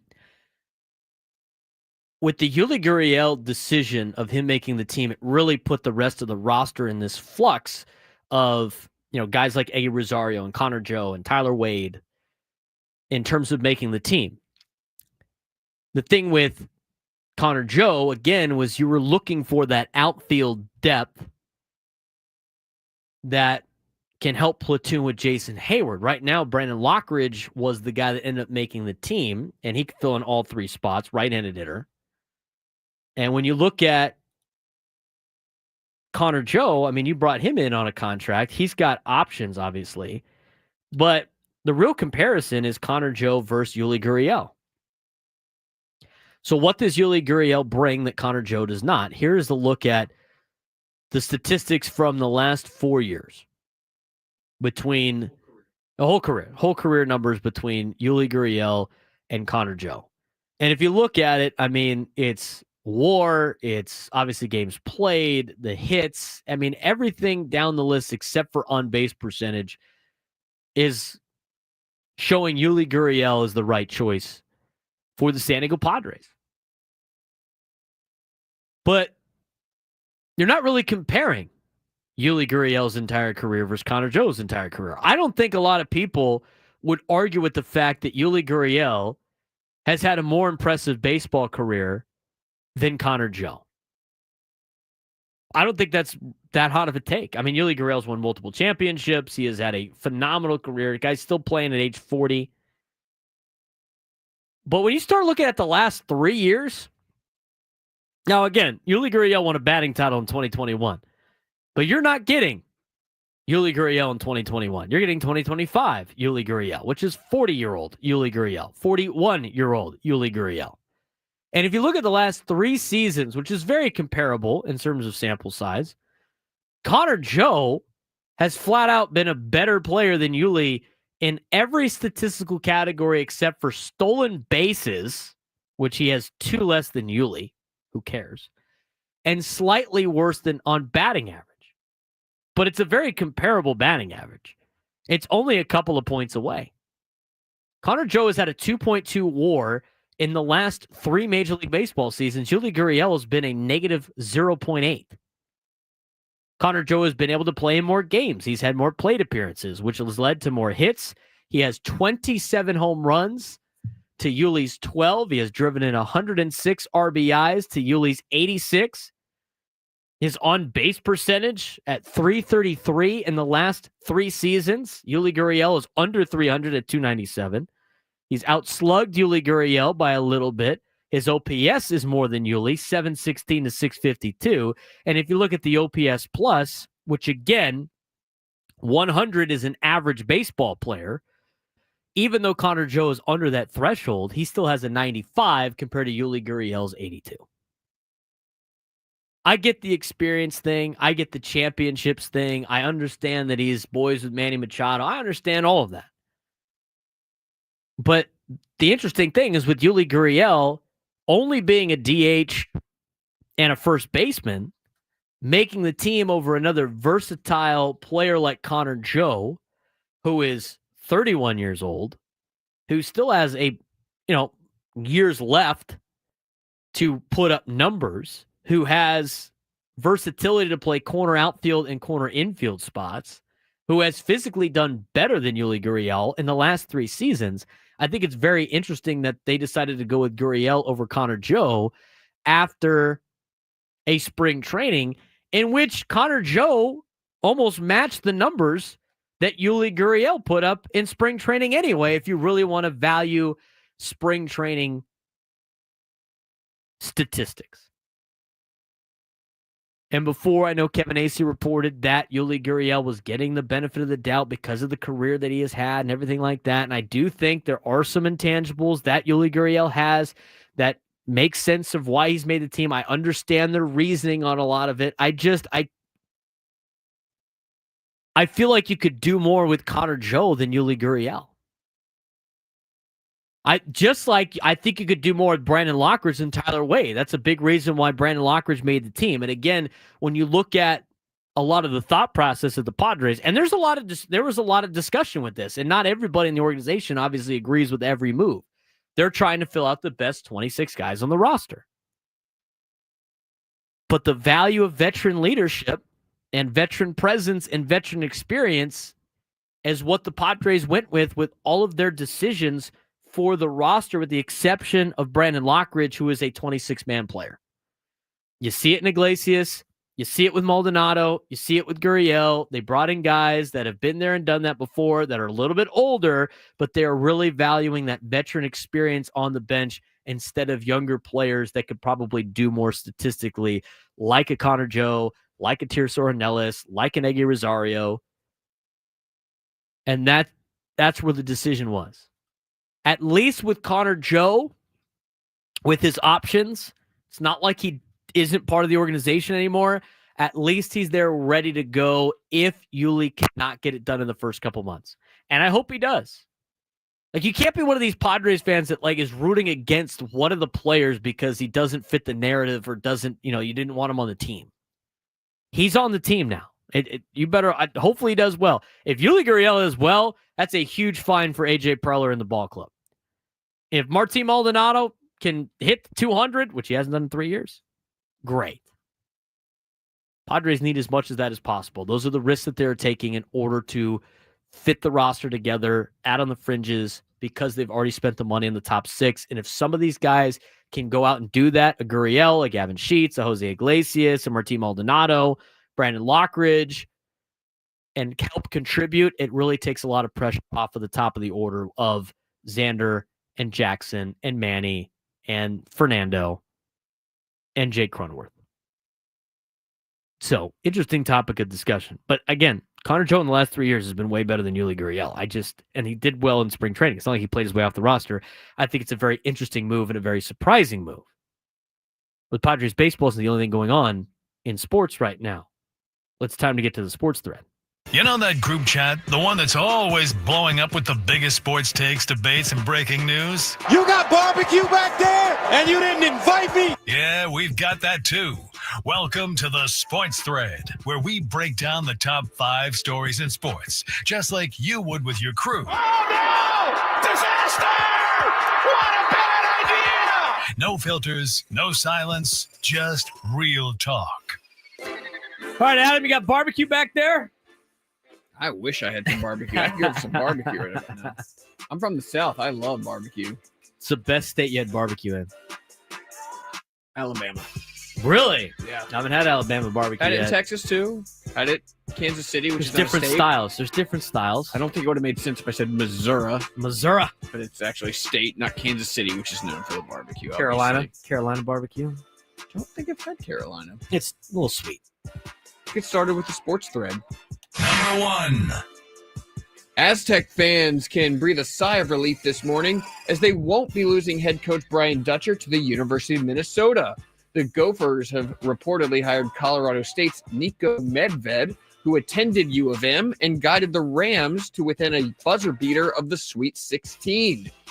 Do you think Brian Dutcher will coach here for the rest of his career or bolt for greener pastures at some point? I think at this point he's it's hard to say because, and we'll get to this later on in the show, but with the way everything's going with college athletics, if he cannot get into a spot where he can keep players all the time, there might be a chance that he ends up leaving if he just wants to start over. But he's got a good thing going at San Diego State. He's part of a great program that he helped build with Steve Fisher, gets to live in San Diego, he's treated well. I don't think he's leaving. The best chance he has at leaving is Minnesota. That's happened twice now with their 2 hires, and the fact that they've avoided that twice, I think, is good for San Diego State. And I like that Brian Dutcher is here. For every guy like Dan Hurley that is a sore loser, you got a man of class and character. And to me, the best example of sportsmanship in college basketball and Brian Dutcher. So blessed to have him in San Diego, and I'm glad he gets to stay here a little bit longer. Sounds like you lean towards coaching here for close to, if not the rest of his career in this one. I think that's what he's going to do. I think he's had his exits. I mean, at this point in his age, like, does he want to go start over? Not a lot of people do. He's got a good thing going here. I think he stays. Number 2. Speaking of local basketball coaches, UCSD's Eric Olin could be a hot commodity after leading the Tritons to the NCAA tournament and having a strong showing against Michigan. Utah State's Jared Calhoun has been rumored to be a strong candidate with the Mountaineers, and yesterday the UT's Mark Ziegler tweeted that it sounds like Calhoun is heading to West Virginia and to keep an eye on Eric Olin replacing Calhoun at Utah State. If this plays out, would leaving UCSD for Utah State make sense for Eric Olin? Unless they pay him life-changing money, my question is it really an upgrade? I mean, I guess it's a bigger arena. There's probably a little bit more resources. I mean, what he has built with the program at UCSD is great. I just think what UCSD is doing with their athletic facilities and everything and pumping money into the programs and living in San Diego, and he's been there for 20 plus years, I think it's going to be hard to pry him out of there. Here's the thing. Here's the risk that a lot of coaches take in terms of trying to find greener pastures. If it doesn't work out and you're gone in 3 years, you don't get to come back here. It's not going to happen. So is he ready to move to Logan, Utah for a higher paycheck? Do you think it's an upgrade of a job? I don't necessarily think the Utah State job is much of an upgrade. I think if he got an opportunity to coach at a Power 5 school, he'd probably take it. But we'll see, and we'll see how much money that Utah State might be willing to offer Eric Olin. Again, it's a family decision for him, but he's grown up. He's been here for so long. Same thing. Does he want to start over? I don't think he does. I think he stays. Number 3. In the wake of the U.S. men's national team losing 2 matches in the CONCACAF Nations League, new manager Mauricio Pochettino said that his squad still has enough time to fix its problems before next summer's World Cup. USMNT and San Diego legend Landon Donovan had a harsher assessment, tweeting, quote, "I'm so sick of hearing how talented this group of players is and all the amazing clubs they play for." Talented was in quotations, by the way. If you aren't going to show up and actually give an S about playing for your national team, decline the invite. Talent is great. Pride is better. How should Team USA's players feel about Landon Donovan's harsh comments? He's obviously criticizing some of these players that don't always play on Team USA because they're playing for their other clubs. Soccer is fascinating to me with all the teams you play on. I mean, we just saw with San Diego FC. They were missing a handful of guys against Austin FC because they're playing for their international club. It's like, where's the priority for a lot of these players? I mean, when is it international? When is it the regular club and everything like that? I think it brings up a good point in the sense of you could talk about how talented your team is all the time, but if you're not putting together results, does it really matter? I mean, results matter. That's where you're at. You could talk about how talented you are all you want, but if you're not getting the results, you're not making any progress, and none of them are playing because they're playing for other clubs, I kind of agree. I mean, yeah, they're talented. You could keep saying that over and over again. But you know what falls on deaf ears? If I'm sitting here in the middle of June talking about how talented the Padres are and they're 15 games out of a playoff spot, people are going to listen to me anyway. They'll be like, all right, dude, we get it. They're talented, but they're not playing. We need results. I'm on Landon Donovan's side on this. Number 4. The Tampa Bay Rays, for now, were dealt a brutal blow over the weekend when opening day starter Shane McClanahan exited his spring training outing in quite a bit of pain. It was later revealed that McClanahan will begin the season on the IL with nerve irritation in his left triceps. Remember, he missed all of last year with Tommy John surgery. Manager Kevin Cash said that this is probably the best case news they could have hoped for, but declined to put a timeline on his potential return. How does Shane McClanahan's injury impact the playoffs' hopes for the Rays? I think that puts them they're definitely behind the 8 ball now. I think that really gives them a gut punch to the postseason to start. I mean, they're already, battling uphill with that division. I mean, having to play at a minor league stadium, but losing McClanahan for a long time is not going to be great. It is the best news they could potentially get. Did you see the highlight of him? It looked like he blew his arm out as he threw that one pitch and immediately called for the trainer. I think everybody thought the season was over immediately, but that is good news. But I agree. I think that impacts. I'm not thinking the Rays are going to make the playoffs, even though I said that on Friday when Frank asked about Rays and A's as a bold prediction, both making the playoffs. I think now neither make the playoffs. Number 5. The Warriors will travel to Miami tomorrow night to face the Heat, marking Jimmy Butler's return to the team he basically quit on. Yesterday, Butler said, quote, "Yeah, I was traded from there, yada, yada, yada. Yeah, it didn't end the way that people wanted to, yada, yada, yada. But that's so far behind me now, I don't even think about it. I don't pay attention to nothing except for the trajectory of this squad." Can you believe he went Seinfeld and yada, yada, yada? Do you believe Jimmy Butler when he says he isn't paying any added attention to his return to South Beach? No, I bet you he is. Doesn't he still owe his landlord a ton of money, or did he pay that off? He just left. He didn't pay rent and everything like that. And he was like public enemy number 1 down there for a lot of different people. He's definitely paying extra attention to this particular game. We'll see how he does for the Warriors. But wow, yada yada yada yada yada yada. I don't know about that. We'll see. We'll see what these guys. I think it's going to be an intriguing game. Is he going to get welcome with cheers or boos? Place is going to erupt. Jimmy Butler back in South Beach for the weekend or for the upcoming game. 2 hours in the books. We still got 2 more to go. We're going to talk a lot more about the pitching staff for the San Diego Padres. How is the first round through the rotation going to look like? It's going to be a little bit more surprising than you think. We'll break that down and talk about the battles in the bullpen. Braden Surprenant Show carrying on. I'm sending us number one sports station, 97.3 The Fan.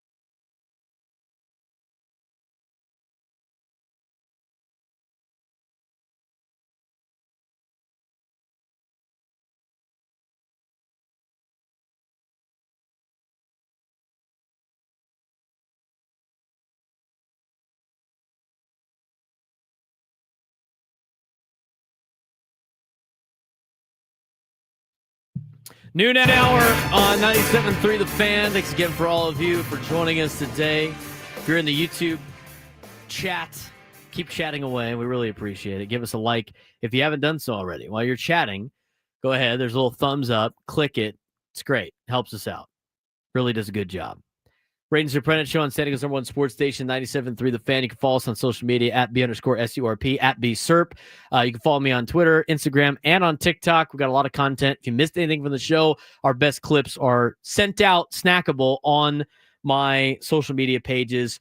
Be sure to check all of that out. If you haven't done so already, be sure to subscribe to us wherever you get your podcasts, whether it be Spotify or Apple Music, or wherever you get your podcasts, Odyssey app.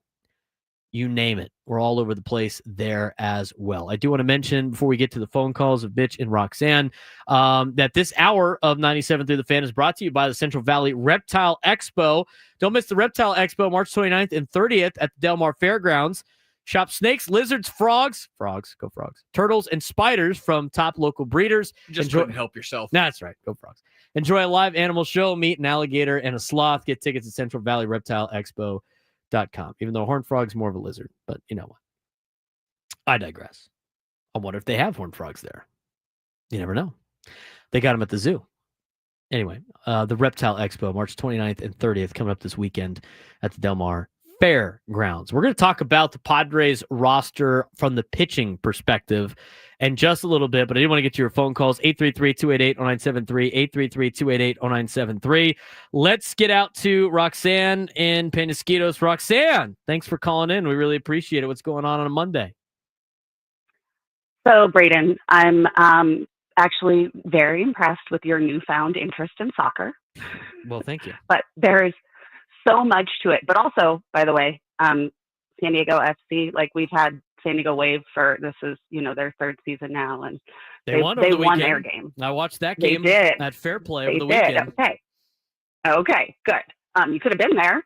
It was a home game. I could have, but and I coach with Kira Carusa's dad, so I'd pay attention to the roster as much as possible. She's a really nice person. I've met her actually. Yeah, really cool. But in terms of like our U.S. men's national team, we have issues, but also another huge issue is the fact that the MLS doesn't take the international break. So when you're saying San Diego FC team was missing players, every other league takes the international break because FIFA puts out an international match calendar.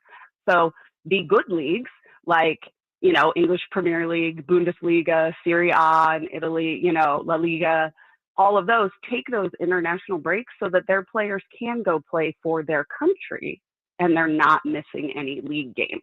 But MLS doesn't do that.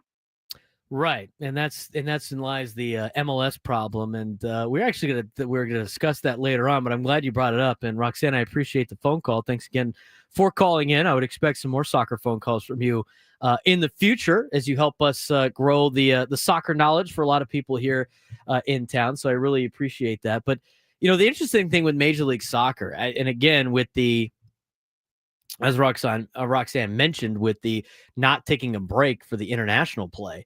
I mean, to me, I don't know how you could call yourself a major league when you have players missing to go play for other leagues all the time. And for international reasons or for, whatever clubs and everything like that. And there's players on loan. And I mean, imagine if, and again, it's different because the MLB is the highest level of baseball, right? And MLS is not the highest level of soccer. But imagine if you had a series against the Dodgers and you're going to miss Fernando and Manny because the Dominican has a big game against Puerto Rico or a big series against Puerto Rico and they went and played against Puerto Rico. People would be incensed. I mean, they would just be up in arms. It'd be ridiculous. So I can't, it's hard to get behind MLS as they try to grow the game of soccer in the United States when you have Americans that are used to watching the highest level of sport in their home country. That would never fly in Major League Baseball. And it's more of an MLS problem, as Roxanne alluded to, more than it is like a San Diego FC problem. I mean, all the other major leagues do that. And the other thing about all the major leagues in soccer across the world is they're a lot easier to find. And you can watch them on linear television instead of the Apple TV Plus and the kind of sheltered, hidden gem that is the MLS on streaming online. So there's a lot of things that you have to, be able to do when you are a major league. One of them is not having your players go play in different places. I mean, that's the whole deal with minor league sports. I mean, you can go to a San Diego Gulls game here in town, and their best players at any point in time can just get plucked from the Ducks because the Ducks are obviously more important as the higher level of the NHL. In the NHL, and they have big games and everything like that, and they're trying to grow the top level. It's the differences.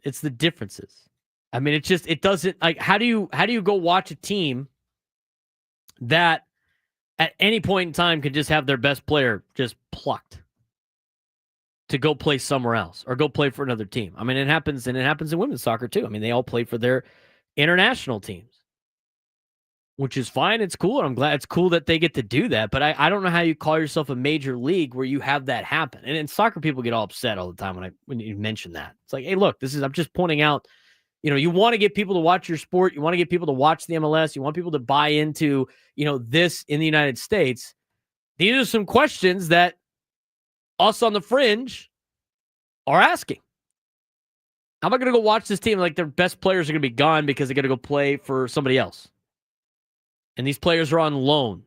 And so they're not actually on the team, but they're on loan, and then they're going to go to play, and then you have to buy. I mean, come on. Those other leagues, I mean, until the MLS starts getting the talent of these other leagues by spending a lot of money, it's going to be hard to win over American fans. And right now, they're trying to do it just by expanding, with more teams on the horizon and filling out that expansion fee check. So San Diego FC over the weekend lost to Austin FC. That a couple of players out because of injury, but then they had additional players gone because they were playing for their international teams. And not all of the international teams were at full strength. I mean, Team USA, I hardly ever see them at full strength until it's time for the very big games. Christian Pulisic only plays in certain matches for Team USA, and then it's like, oh, World Cup time. Let's drop him in here. I think it's a lot easier to plug and play with baseball because of the fact that it's a very individual sport in a team setting. But in soccer, I mean, you got to be on the same page in a lot of deals. Have to be on the same page. You have to be able to play with each other a little bit. And the fact that's what makes San Diego's FC start so great is they've been able to do that despite just acquiring a team and throwing them together at the last minute as an expansion team. So I find it hard. I mean, I don't know how it's hard to make ground and hay when you have players missing all the time. But that's my little thing on San Diego FC. They got a big game coming up this weekend. They play LAFC on Saturday, and we'll have a full preview probably coming up on Friday as we talk with Drake Hills about the potential game coming up, and we'll break this down. I think this is a good topic of discussion that he can help us out as we're trying to grow, some soccer fans out of some people that are on the fence, and I'm there with you. I mean, I want to support San Diego FC and love that we have another major league team in town, but I'm just asking questions, and I think what makes it a healthy discussion about this is, look, I'm not making fun of, I'm not trying to make fun of soccer or anything. I just want to know. I'm curious.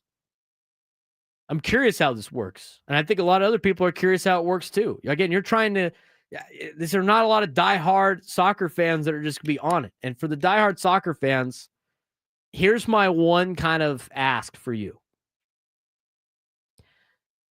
Just because somebody doesn't know what's going on in the league and they ask questions, you don't need to call them ignorant or names and then go, this is how we do things. If you don't like it, go away. That's not a good way to grow your game.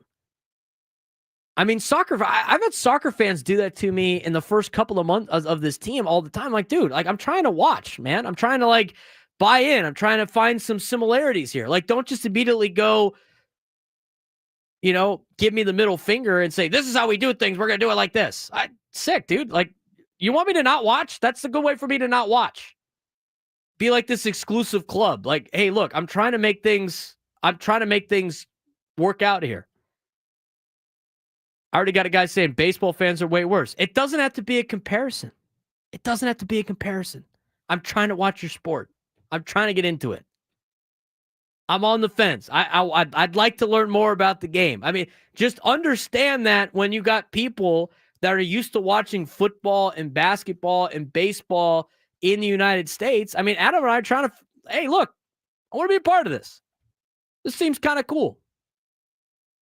But don't be like super exclusive. We do things this way, and this is how we do it. And if you don't like it, like, go away. It's like, I don't understand. I don't understand that attitude. Like, Roxanne called in, explained to me how a couple things work. She did it in a friendly manner, just like trying to help grow the game. That's what I'm here for. The gatekeeping from the soccer fans sometimes, just like, come on, man, relax.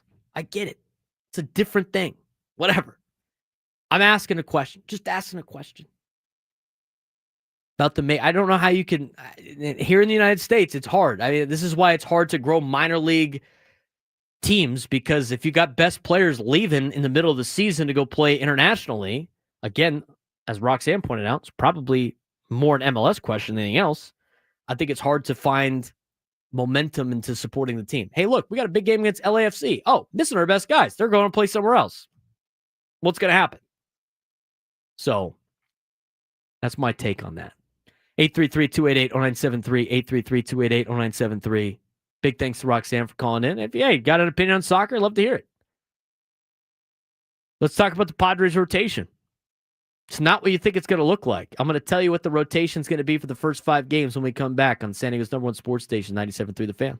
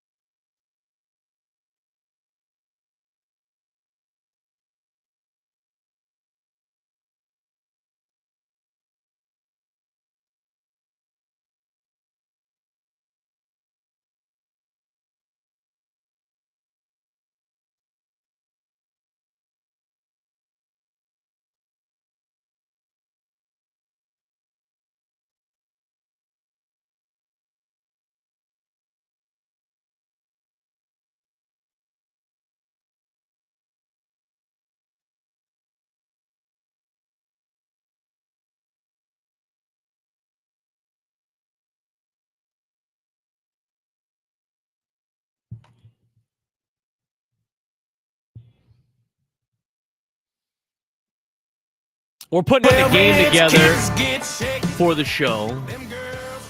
I think it's gonna be tough.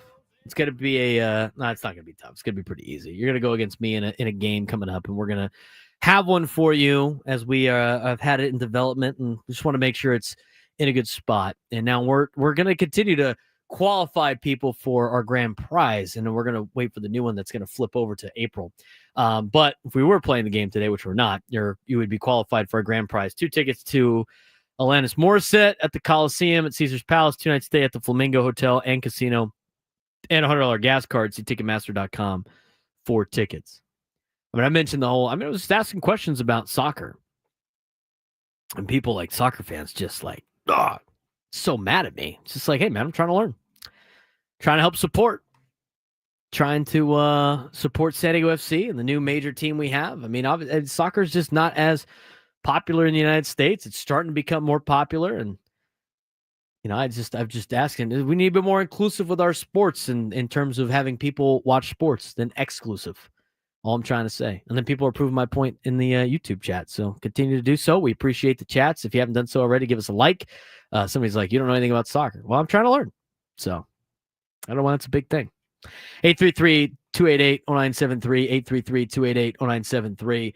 This happened over the weekend. I find it interesting, as I find a lot of things interesting when it comes to Padres and sports. And we always bring the most interesting topics for you on the Braden Surprenant Show. But as reported from this weekend about the starting rotation, we have an idea of who 3 of the pitchers are, and there's still 2 other spots available for the starting rotation for the San Diego Padres. Now, one of those spots is up for grabs today in the final game of spring training. Kolek is pitching today for the San Diego Padres, and we'll have updates on that in the 1 o'clock hour as they will play their final game of spring training, and then everybody else will be on their way back to San Diego to get ready for opening day. Game was a little bit earlier today. Actually, they started at 12. So a 12 o'clock start today for the Padres against the Mariners. And today is Stephen Kolek trying to earn his way into the starting rotation. Have a pretty decent lineup today as well. But once these guys are taken out of the lineup, they're going to start driving home to San Diego. Luis Arraez, Fernando Tatis Jr., Jackson Merrill, Manny Machado, Jake Cronenworth, Xander Bogaerts, Gavin Sheets, Jason Hayward, Martín Maldonado, very close to an everyday lineup for the San Diego Padres. Stephen Kolek is trying to pitch his way into that starting rotation, and through 1 inning, he has allowed 2 hits so far, as he gave up 2 hits in the top half of the first, but put up a 0 for the San Diego Padres. So he's pitching for a final spot in the rotation. As for the rest of the rotation, again, it comes down to Kyle Hart, Randy Vasquez, Stephen Kolek for 2 spots up in that rotation. It's been mentioned already by both AJ Cassaville and Kevin Acee about that last player that doesn't get a rotation spot. He will not be considered for a long relief spot in the bullpen. We'll talk about the bullpen a little bit. But as asked about with the starting rotation, we knew Michael King was going to be the opening day starter. That was announced a couple of weeks ago. Over the weekend, Dylan Cease was announced as the Game 2 starter, which is chalk for what we thought was going to happen. But then it said, or Mike Schultz said, so he confirmed that Dylan Cease will get the ball in Game 2 following Michael King, who was named opening day starter last week. Nick Pivetta, meanwhile, will stay back in Peoria to pitch a minor league game on Tuesday, tomorrow, to which Mike Schultz said, you guys can do some math from there. So that means Nick Pivetta is not going to be Game 3. He's not going to be the Game 3 starter. He's going to be the Game 4 starter. So right now you have King, you have Cease, you have to be determined on Saturday, you have Nick Pivetta for Sunday Night Baseball on Sunday of next week, and then you have to be determined against the Cleveland Guardians to start that season off, or that series off. Coming up on Monday. Pitching plans quote, are still fluid, by the way, so I don't want to minimize that, Schultz said, but Michael will go game 1, Dylan will go game 2. With Yu Darvish set to open the season on the injured list, there remain 2 vacancies in the rotation. Darvish was perhaps lining up to be the game 3 pitcher, which would explain the gap between Cease and Pivetta. Now, it sounds like they're not going to rush Yu back, so Yu's going to take as much time as needed to be ready to go because, as a report came out today, the Padres want to see Yu Darvish later in the season, more so than the beginning of the season. They need a fresh Yu Darvish at the end of the season. So he might miss a significant amount of time at the beginning of the year, not because he's extra injured, just because it's going to take a little bit more time for him to get up to speed. And again, they're not going to rush Yu at his age and what he brings to the table for the Padres when he is in fact healthy. Kyle Hart, Randy Vasquez, Stephen Kolek vying for the final 2 spots. Kolek starting today in the spring finale against the Mariners. Again, he's gone through 1 inning, has allowed 2 hits, while Vasquez and Hart completed their spring campaigns on Friday and Saturday, respectively. Quote, this has been one of the most competitive, and not just competitive, but quality run spring trainings that I've ever been a part of, says Kyle Hart after his start on Saturday. I do not envy the decision makers. We have a lot of great players, a lot of good pitchers. Obviously, we're going to sit and wait. The guys that are on the fringe, we're going to sit and wait and see what decisions are made. We're going to make the best for the team. Dylan Cease did really well over the weekend. Don't really have to get too far into that. But he looked as good as he was going to. He looked as good as you'll ever see.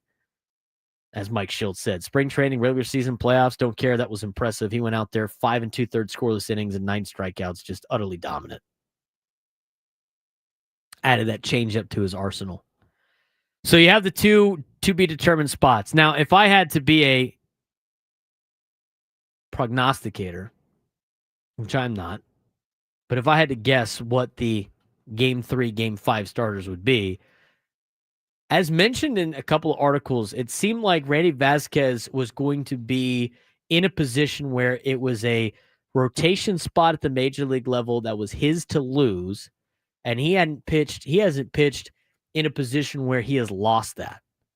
So I do think it's going to be Vasquez. So it really comes down to Hart, and it comes down to Kolek, like we've mentioned before on that number 5 particular track. But that being said, I don't think it's for the 5th spot in the rotation. I think it's for the 3rd. And I think with what Kyle Hart has done and with what he has looked like so far in camp and with his experience and what he did in the KBO and in his starting rotation status that he's had the last couple of years, and he's a left-hander, I really think he's going to be the game 3 starter for the Padres. I think he pitches on Saturday. So I think your first round through the rotation is King, Cease, Hart, Pivetta, and Vasquez. The conversation between Vasquez and Kolek, because Kolek's looked really good, but the conversation between Kolek and Vasquez is Vasquez, you know what you're going to get for him in the rotation. You've already seen it before. And as mentioned before, it seemed like it was his position to lose. He pitched well enough in spring training to not lose that spot. And I think the Padres really want to see Kolek get a little bit more work in the minor leagues before they bring him back up to the majors and part of the rotation, especially since they're moving him back from a reliever to a starter for the second time, because he was a starter with Seattle before they moved him to be a bullpen piece. And I think you could do that in the minor leagues. And again, the decision was they didn't want to see whoever it may be that's not in the rotation not get the innings that they need to be a starter by having him be a long relief guy. So I think it's King. I think it's Cease. I think it's Hart. I think it's Pivetta. And then I think it's Randy Vasquez. And that's your first time through in the rotation. Bullpen, a little bit different. We'll lay out what the bullpen might look like. Alec Jacob was another one of those players mentioned in the article by Kevin Acee that has made the team. That leaves only one spot left. We'll dive into what that spot will be as we kind of piece together this opening day roster before opening day on Thursday. Plus, we'll take your phone calls and we'll talk a little bit about maybe leading into the third hour or the fourth hour of the show. Has NIL ruined the NCAA tournament? And is San Diego State, USD, and UCSD looking at a situation where they might not be in the tournament anymore? We'll talk about that later on as well. Braden Surprenant Show on San Diego Someone Sports Station 97.3 The Fan.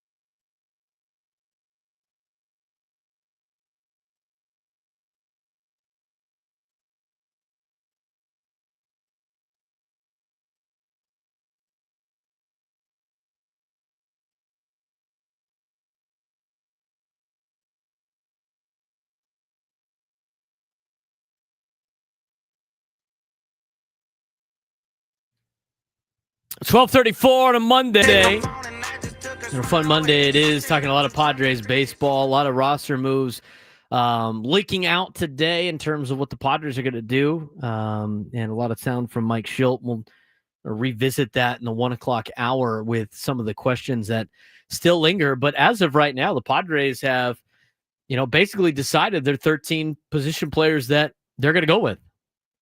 And we talked about it earlier on the show.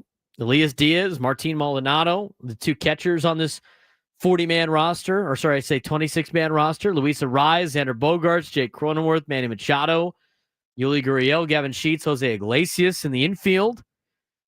Jason Hayward, Brandon Lockridge, Jackson Merrill, Fernando Tatis Jr. in the outfield. Those are the 13 position players that you got on this team.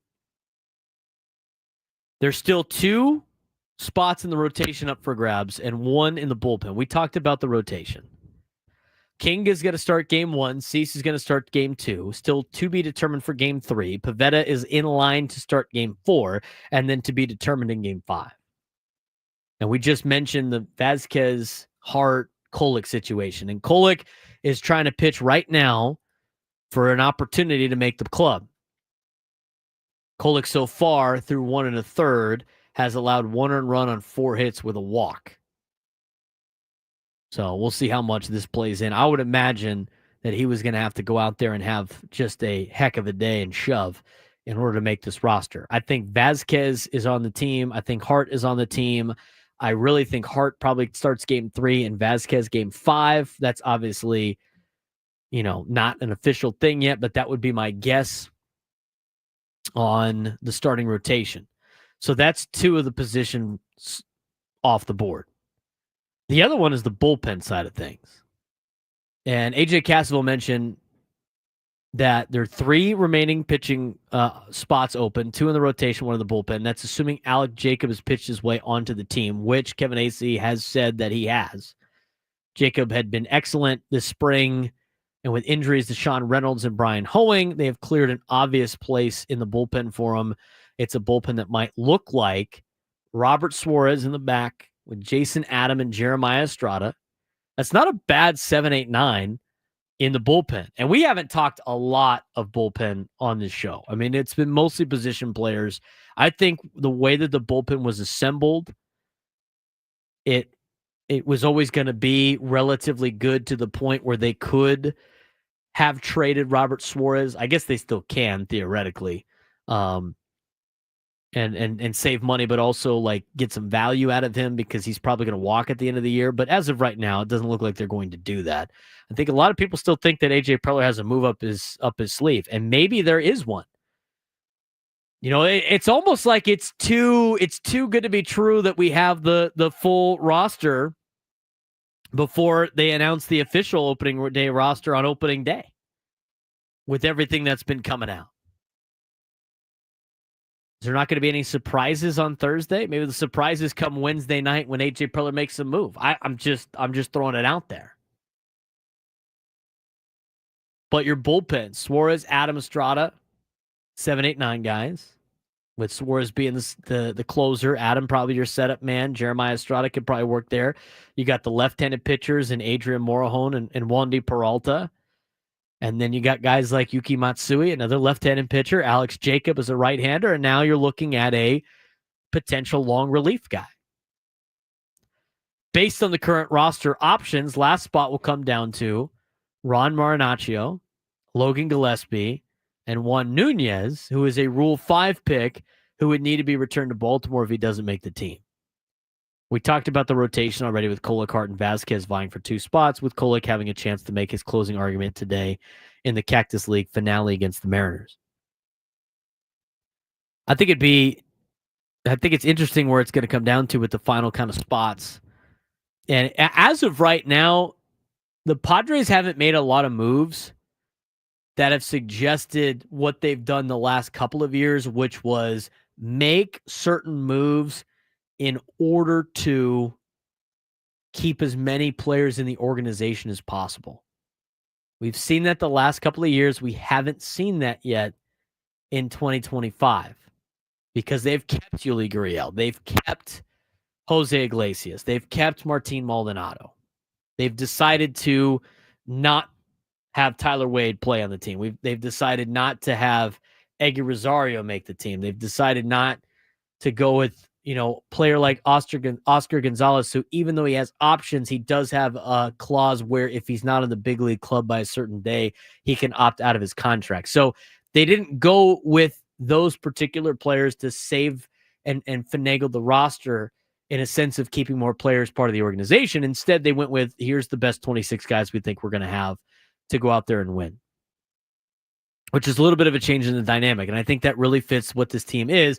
They're in a win now mode for 2025 because of the contracts they've spent, guys in their prime, trying to build off of last year and understanding that they don't have really too much of this, young guys coming up very soon. I mean, there's still a little bit of a time frame. We've got even with players like DeVries, who seems like he's knocking on the door. I mean, the earliest he can come up is at the end of the year, according to a lot of sources with the organization. And that's not even talking about Ethan Salas yet either. So they're going with the best 26 guys they think they can go out there and win right now. So from that perspective, I don't necessarily think, Juan Nunez will make the team automatically because he's a Rule 5 pick. I think the bullpen's good. I think the bullpen's pretty solid. I think Logan Gillespie is probably in the driver's seat for that final spot. And again, they've mentioned before that they're not going to, they're not going to have the starting pitcher that didn't make the club or make the rotation go and be a long relief guy because they want to see him get innings. So I think it's probably going to be Logan Gillespie. And so you've pieced together so far on a Monday before Thursday's opening day, the opening day roster. We talked about it from a position player standpoint of guys that have made the team already.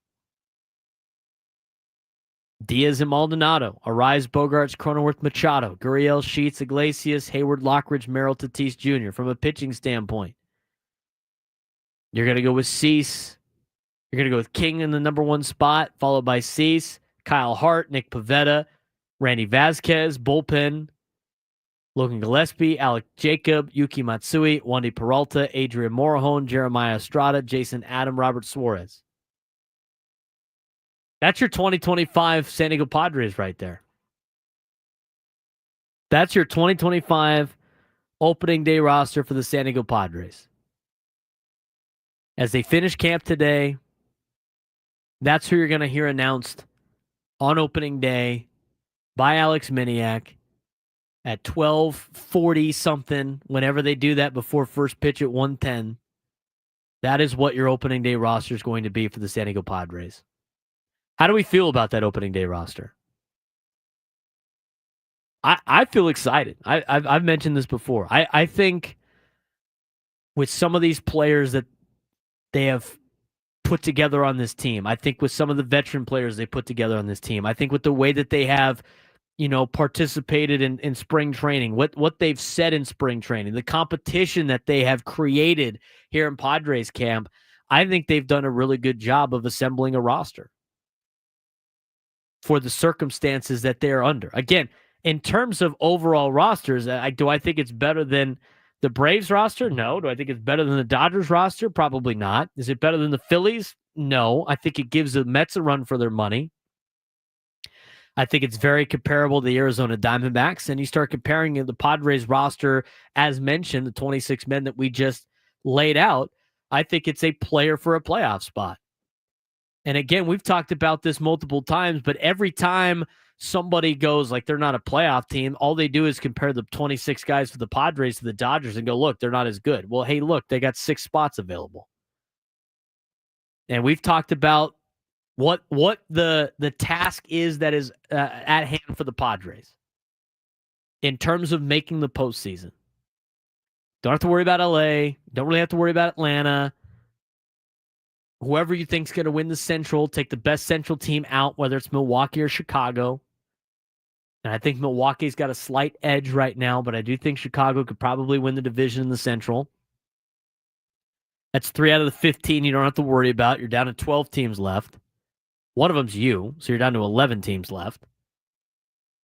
You could take out the bottom half I think you got to be worried about playing Colorado just in an every game standpoint, because that's been a big, thorn in your side, are the Colorado Rockies.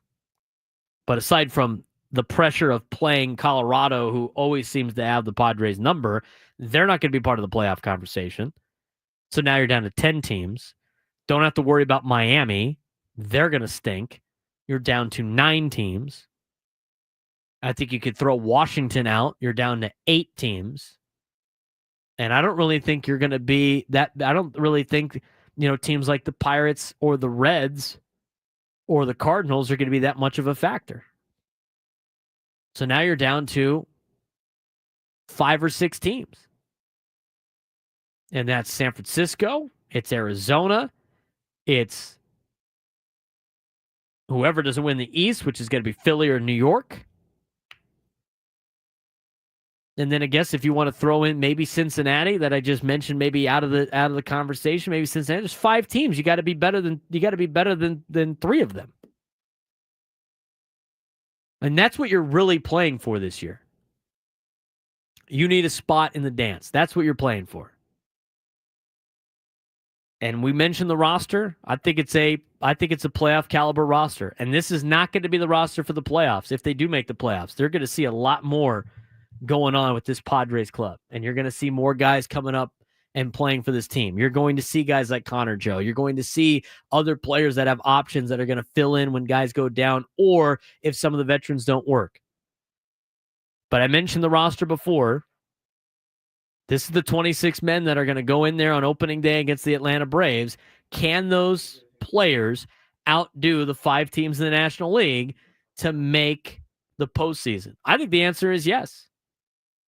We'll talk more about this on Thursday. I asked my buddies this weekend while we were out, how many wins do the Padres get?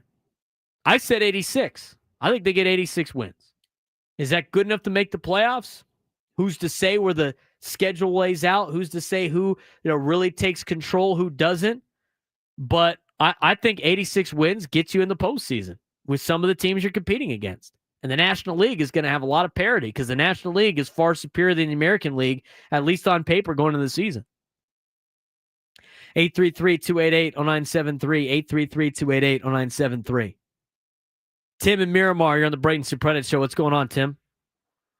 Hey, Braden, how you doing today? I'm doing well, man. Good as ever I'm going to be on a Monday. Let's get this thing going, huh? How about it? What do you got for me?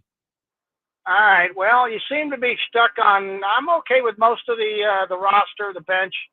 I don't like Maldonado. I'd rather have Campy, but you seem to be stuck on Gurriel. So my question is, if he's not your right-handed DH, then who is? I'd have Connor Joe be my right-handed DH. Well, I disagree, man. I think Lockridge and Iglesias and Sheets bring everything that Connor Joe does and better. So I think Gurriel's about the intimidation factor. Now, he may not work out, of course, obviously, but I think I'm okay with it to start over Joe, because I just rather would see him as a right-handed DH. I think this is all about just a right-handed DH. It's not about flexibility or anything. They're covered there. Agree? Disagree? I mean, I think they are covered to an extent, and I appreciate the phone call, Tim. I like having as much versatility as possible. I know you get that with the other players that you mentioned, but again, with Yuli Gurriel, I mean, you could say what you want about him in terms of what he did this spring. I don't think anybody's intimidated by Yuli Gurriel, first of all.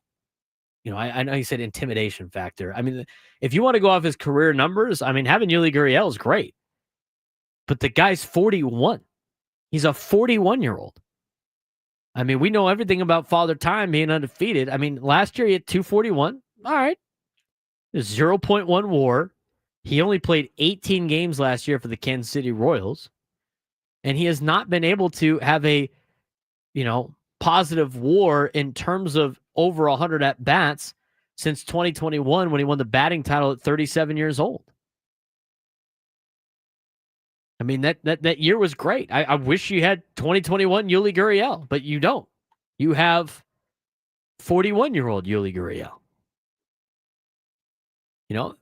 The thing was with Yuli Gurriel, though, that is an interesting point of conversation. I mean, the guy's, he made his major league debut at 32. So it's not like he has, been in the league for a long period of time. I guess a late bloomer, maybe you get an extra year out of a guy like Yuli Gurriel. I think his veteran presence is one thing, but I would rather just have, I think you have enough, as much as, so Tim mentioned the versatility is covered. I would say the veteran presence is covered with the starters you have. I think one of the things that really gives Yuli Gurriel and why you could give him the benefit of the doubt, again, I don't see it. We compared the numbers between the last 3 years of Connor Joe and the last 3 years of Yuli Gurriel, and Connor Joe beats him in every single category. But the thing with Yuli Gurriel is in the why it makes sense is the fact that he was able to turn on a 99-mile-an-hour fastball. I mean, that's a positive. People in the chat, well, Tony Gwynn hit well in his 40. Tony Gwynn's a Hall of Famer. I mean, what are we talking about here? Tony Gwynn won multiple batting titles. I mean, Yuli Gurriel is a solid player, he has a solid career, but he's 41. I mean, it's a little bit of a difference there between Yuli Gurriel and Tony Gwynn. Braden, Tom Brady played till he's 45. I don't see why Daniel Jones can't do the same. Yeah, exactly. Exactly. You're comparing two different types of players. I feel like the Yuli Gurriel move just eliminates a lot of other options that you could have for the San Diego Padres in terms of the bench. I hope he does well. I hope he comes out and does very well. Because if he does, the Padres are in a really good spot. I think the Padres could flip Gavin Sheets into a major contributor to this team too. I mean, how many times did we watch the Dodgers flip guys that got DFA'd from bad teams? Like a Justin Turner. I mean, Justin Turner was awful with the A's and the Mets. That was a perennial all-star for the Los Angeles Dodgers. And I'm not saying Gavin Sheets is going to be like that, but if they can find a couple diamonds in the rough, they're going to be in really good shape. And we're not talking about men's softball either, Johnny. I mean, yeah, still young for a lot of people. In Major League Baseball, it's a young man's game, and 41 is up there in age. And I hope he does well. But I don't understand the 41-year-old compared to the guy that you brought in on a contract that has outplayed him in the last 3 years is a head scratcher to me. The Maldonado thing, again, and Tim doesn't like that move either. I don't think a lot of people like the Martín Maldonado making the team thing. It's not a lot to say about Martín Maldonado as much as it has to say about the Padres catching situation. I mean, obviously, Campusano did not do very well when it came to catching the starting staff and the staff for the Padres in terms of their pitching staff. And if he's going to do that poorly, he's going to have to be able to hit, and he didn't do that either. So he goes down to AAA. And it was either Brett Sullivan or Martín Maldonado. I'd take the experience of Martín Maldonado and his ability to be a defensive catcher over Brett Sullivan at age 30, whatever. But I still think that Connor Joe gives you more than Yuli Gurriel. And I think if you want to make the same comparison, because you're making the same decision for the backup catcher. And I don't mind going with the veteran experience at the backup catcher position. But when it comes to and that's because, Connor Joe's a better player than Brett Sullivan is. I mean, you're comparing two totally different things. I mean, I get a lot of the common advantages of having a player like Yuli Gurriel on the team. I don't get the decision when he only played 18 games last year and had an 82 OPS plus. I mean, he hasn't been an average player since 2021. And 2021 seemed like his career year, where he played in 143 games and had a 3.8 WAR, which is the second highest of his career back compared to 2019. Where he hit 319 and had an 846 OPS and a 131 OPS plus. But you're not getting that Yuli Gurriel. You're getting 41-year-old Yuli Gurriel. It's an interesting topic of discussion. I mean, I hope he does. I hope Yuli Gurriel produces. It'd be great. That would be a huge advantage to the San Diego Padres. If Yuli Gurriel could put up anything like he was in 2021, the Padres are going to do just fine. But every time that we bring up, he could be Donovan Solano or David Peralta, you got to counter with, he could also be Rougned Odor or Nelson Cruz. I mean, what if he ends up being like Nelson Cruz? He was on the team for 2 months. at least with this decision, you have the ability to bring Connor Joe up if Yuli fails. So that's how that plays out. Karen wants to know why we traded Kyle Higashioka. We didn't. He was a free agent, and the Rangers paid him more money. So, I mean, Maldonado is more of a concern. Again, the Padres mentioned that Martín Maldonado, they can stomach him hitting 200. He hasn't done that in a half decade. He's there to back up Elias Diaz. The number 9 spot in the catching spot is going to be a black hole. It's not going to be very good. You get any production out of the catching position this year, you're in a really good spot if you're the San Diego Padres. We're going to recap a little bit more of this. Position battles have been won. What did Mike Schilt have to say about them? We'll hear from Mike Schilt. And NIL kill the NCAA tournament. We'll finish the show with that. Braden Surprenant Show.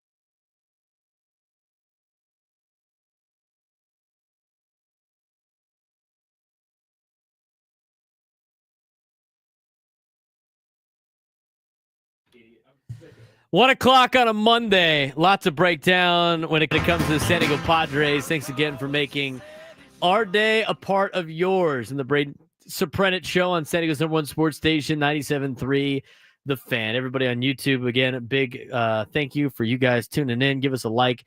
Really appreciate it. Keep chatting in the chat as well. That really helps with our algorithm and everything pushing forward. If you haven't done so already, subscribe to us on Spotify or Apple Music or wherever you get your podcasts. Big thank you to Karen. Love the show. Thank you, Karen. Appreciate it. She asked the question about why Higashioka was not on the team anymore. Unrestricted free agent.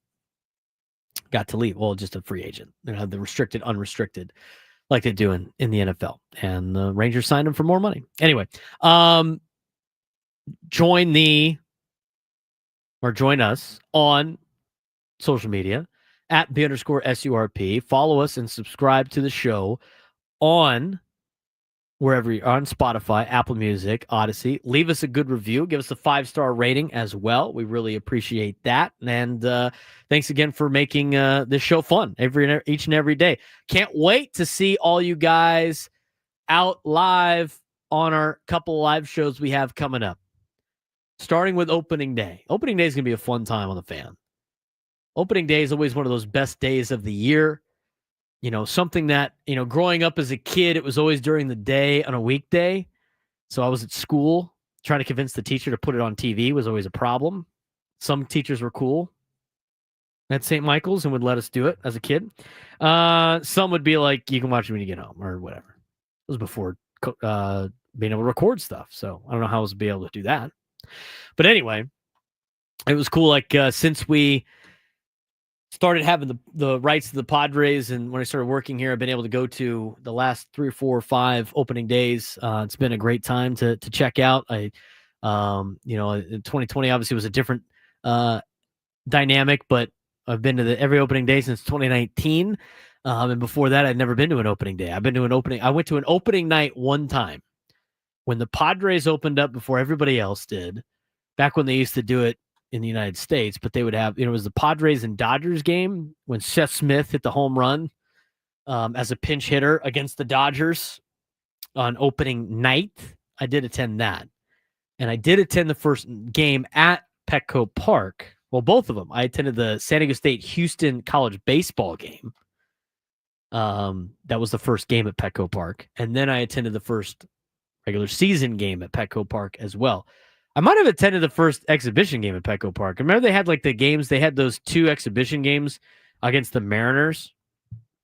During the day, it was still kind of spring training games. They played them at Petco. I know a lot of teams do that. I don't know why the Padres don't do that anymore. I remember attending that one time at when I was in college. The Rangers played the Mets on like the Monday or Tuesday of the week before opening day. And it was an exhibition game. It still counted in like the standings, I guess. But there were 2 different. One was in the Grapefruit League and one was in the Cactus League, and they played They played 2 exhibition games at the ballpark in Arlington. And I remember going to that when I was in college. But they used to do that a lot. Like you would play. A lot of these teams would get out to get on the road, and you'd play these exhibition games in major league stadiums to finish up Cactus and Cactus League play and Grapefruit League play before you started the season. But yeah, I remember the first game of the first. Game at Petco Park, back when people would bring their cameras before all your phones could take photos. Everybody had brought their camera, and David Wells. I remember that first. I don't remember too much from that game because it was that 2004. But I do remember I was sitting in the 100s on the third base side as a kid, and my dad, I remember, bought season tickets for the year. He got a full season. He got a full 81 game season tickets, for Section 2 something back in 2004 for the Padres, the brand new stadium at Petco Park. And I remember going down there, and his office used to be down there too. So he parked at his office in East Village and walked to Petco Park. And I the only thing I remember from the opening game, and I'll always remember this, was the first pitch thrown by David Wells. I think it was like Ray Durham or something like that for the Giants. That first pitch, because the entire stadium with all the flashes of the cameras for opening day, for opening night. I thought it was the coolest thing. That is something you won't see anymore. I mean, they try to recreate it a little bit, with like flashing lights with your phone with like your flashlight. But when people take pictures with their phones now, it's not like it's like a bunch of flash. I mean, I remember the flash of the first pitch by David Wells. That's all I remember about the game. And I think the Padres won. That was it. That was the only thing I remember about the first game at Petco Park was the flashes from everybody in the stands for David Wells' first pitch. The kid from Point Loma High School out there pitching for the Padres after he had a great career at the New York Yankees and everything like that. It was a good time. But aside from that, I had never been to an opening day until I started working here at the Fan. It's been a cool experience. If you haven't been yet, go. If the question is whether I take your kids out of school, do it. Some life experience of opening day. Should be a national holiday. We'll talk more about that, obviously, on Thursday. But for us, for opening day, we will be at Baja Rick's at 176th Avenue across from the Hard Rock as we celebrate opening day this Thursday. Ben and Woods will broadcast beginning at 6 a.m. I'll be on from 10 to noon with the Braden Surprenant Show, and we'll have deals on Coors Light, Blue Moon, Topo Chico, plus a special breakfast menu and a $10 foot-long TJ Dogs and special Blowfish Tequila Premium Margaritas. Join 97 through the Fan at Baja Rick's from 6 a.m. to noon this Thursday for opening day. Should be a fun time. If you're rolling through, it's a good place to get one last beverage before you head into the ballpark. I would expect a lot of people are going to get down there early, because the game's at 1 o'clock start. Get down there early, beat the traffic, have a good day downtown, and come stop by and say hi. Love to say hi to all of you guys, and we really appreciate it. Again, you guys tuning in and really building off this show. A lot of roster announcements over the last couple of days, really 24 hours. They told us about Kevin Acee and AJ Cassaville and Dennis Lynn, the ones that are out there, and Sam Levitt that have been covering the Padres each and every day for spring training. Mentioned the 4 players that have made the team as of yesterday, and that was Yuli Gurriel, José Iglesias, Gavin Sheets, and Martín Maldonado.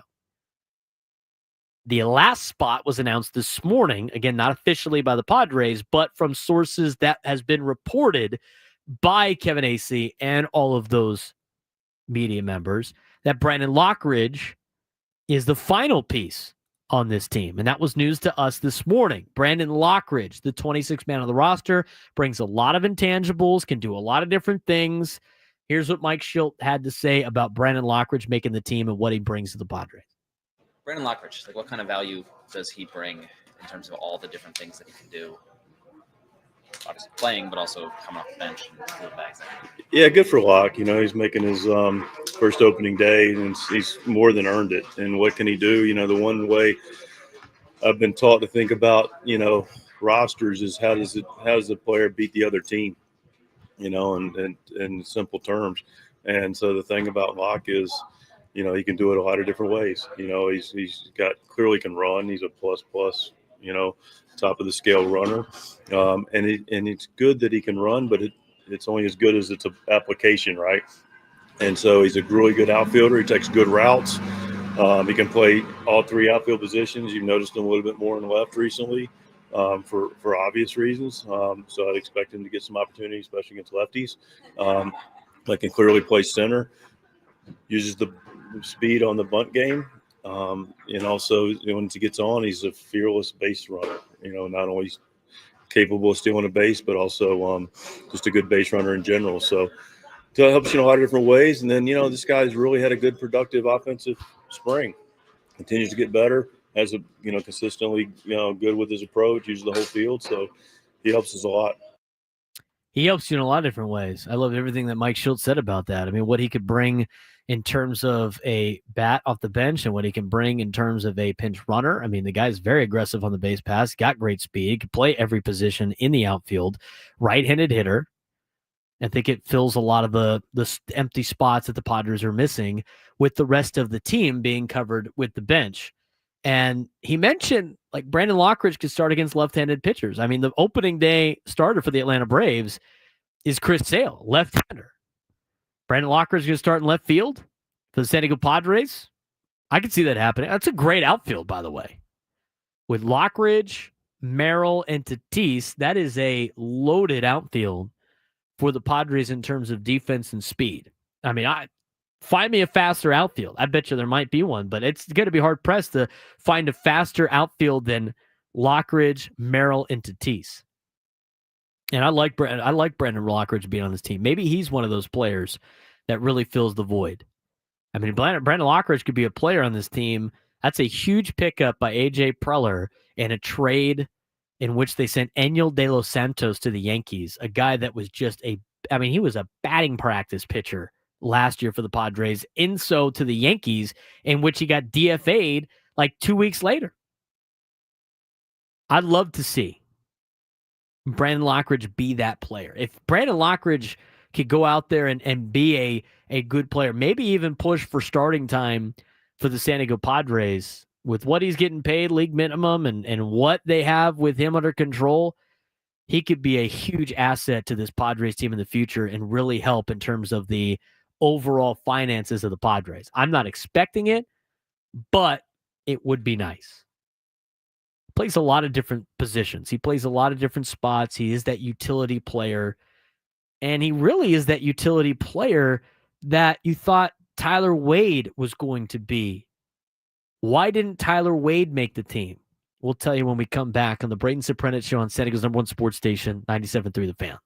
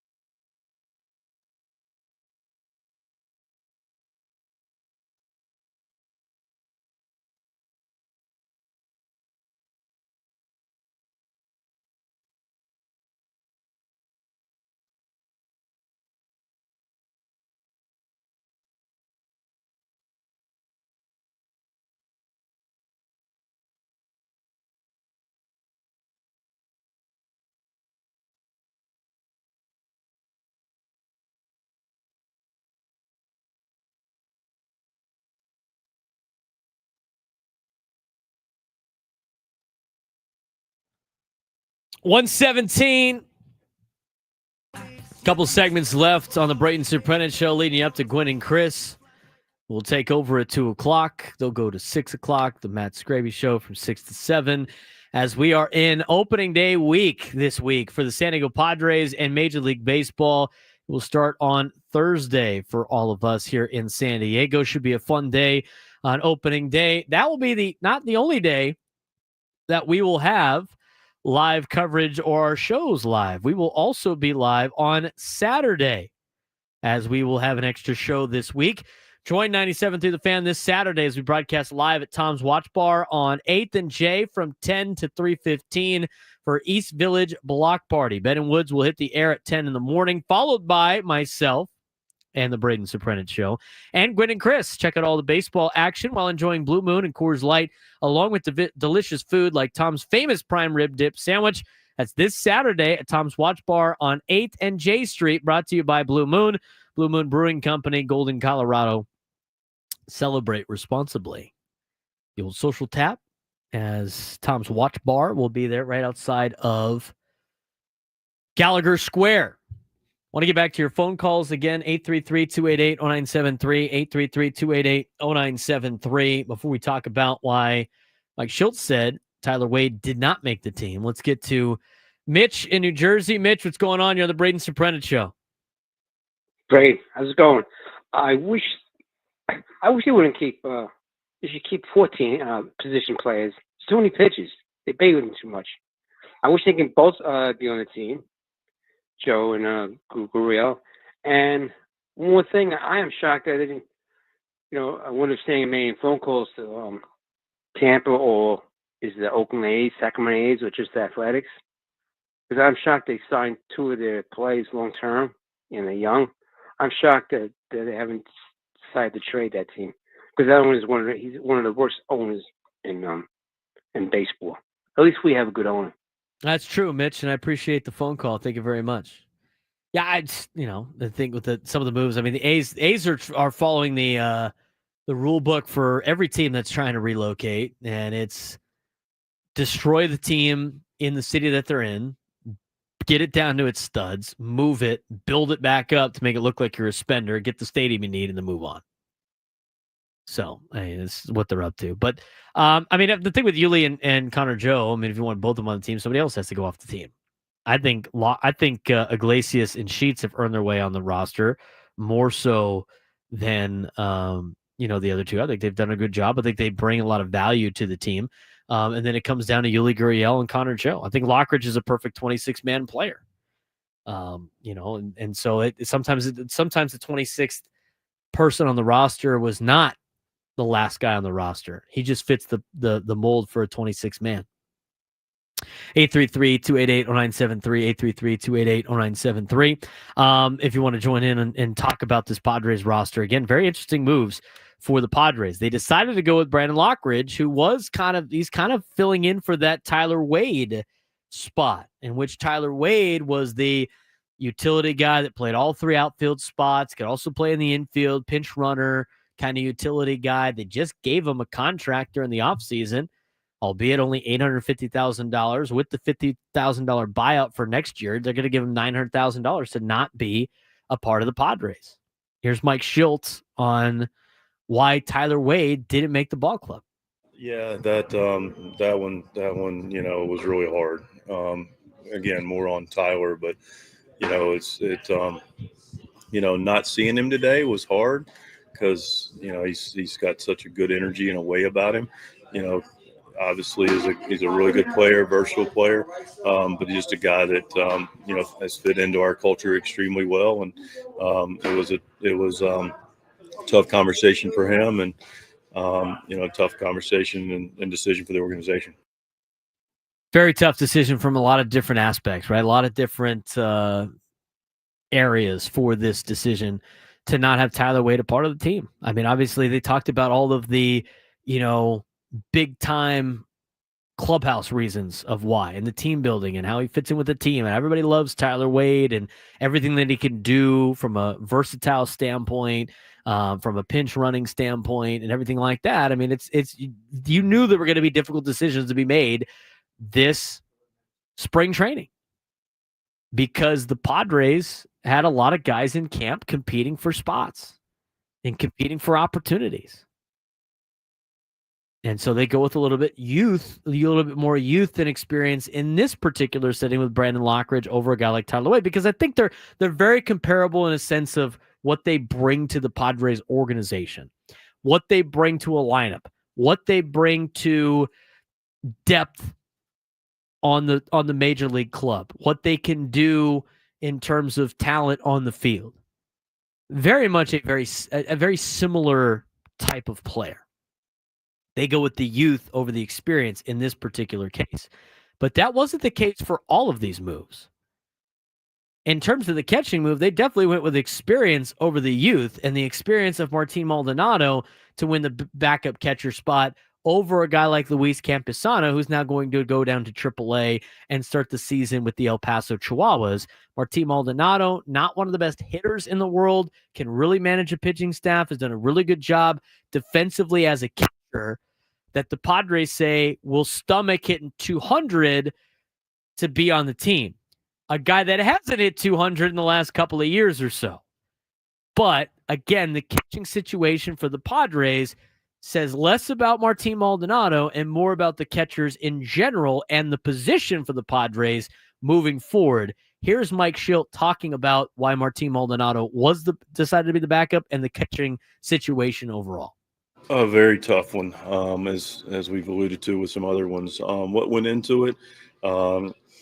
You've got one guy in Maldonado with 13 years of experience that, is really adept at running a staff and getting the most out of a staff and, the pitch calling and just the game management. And then Campy, who's, done a really good job in all these different areas that we expect, and he's checked a lot of boxes to be that big league catcher on a really good club. So it just really got down to, a little bit more experience at the moment, and that was a tough one because Campy's done everything we've asked. Campusano has done everything they've asked. I mean, he was the big kind of player coming up in the Padres organization the last handful of years. He was one of those players that was expected to be the, future of the Padres organization. That catcher that could hit was always a big selling point for the Padres and a big reason why they kept him during a lot of trade deadlines. But again, he hasn't really developed into that defensive catcher where he has to defend enough or worked his defense enough in order to be a catcher at the big league level. And again, his hitting has gone down.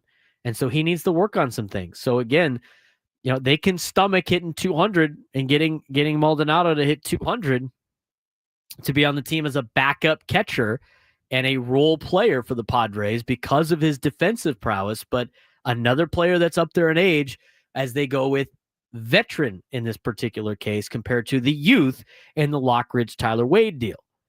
So the bench is pretty much set for the Padres with Gavin Sheets, who has played his way onto the roster. And we heard enough about Gavin Sheets from Mike Shildt earlier last week. It was kind of a foregone conclusion he was going to make the team. José Iglesias, Brandon Lockridge, Yuli Gurriel, Martín Maldonado. Those are the 5 players on the Padres bench. I think the Padres have some decent depth with that bench. I don't think it's the best bench in the world. I think 7, 8, 9 is still a question mark in terms of the overall lineup. But what 7, 8, 9 isn't a major question mark for most teams in Major League Baseball. Mike Shildt really likes his bench and how it's assembled and what it can bring. Here's Mike Shildt on those intangibles of the bench as, he talked about it earlier today. We played it earlier today, but there's a lot of different things you could do with this bench. I think you fit a lot of different molds, but here's Mike Shildt talking about what he can do with this Padres bench. Yeah, no, it's we got a deep team. We got a good team. We've got options, which is always good, especially from my chair. But, you've got veteran presence behind the plate. You got veteran presence in every component. So you talk about the bench, Yuli being on the club, World Series ring, you're talking about Maldi, 2 World Series rings. You're talking about guys that have been there, done that. Iglesias, big part of the club last year, the win the National League Championship Series. Veteran guy, play all over the field, super high baseball IQ like the other two.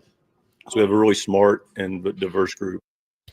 Very diverse group, a team that has some depth in terms of players that have veteran experience, that have won World Series, that have had impact performances for World Series teams, for World Series caliber teams. I think that experience is going to go a long way. I think it really benefits most of the Padres, roster that they already have assembled. I think it helps the young players. I think it really plays off of the veteran leadership that's in the starting lineup with a guy like Manny Machado and Xander Bogaerts, in particular on the left side of the infield. I think you get that speed with Brandon Lockridge and the versatility in the outfield. I think you get the big power bats with Yuli Gurriel and Gavin Sheets coming off the bench and potentially platooning at DH. I think you get the defensive replacements in the infield with a guy like José Iglesias. And then, of course, you got that veteran calm presence to help pitchers out with Martín Maldonado, not only when he's in there playing, but also I think in the dugout and everything else as he helps Elias Diaz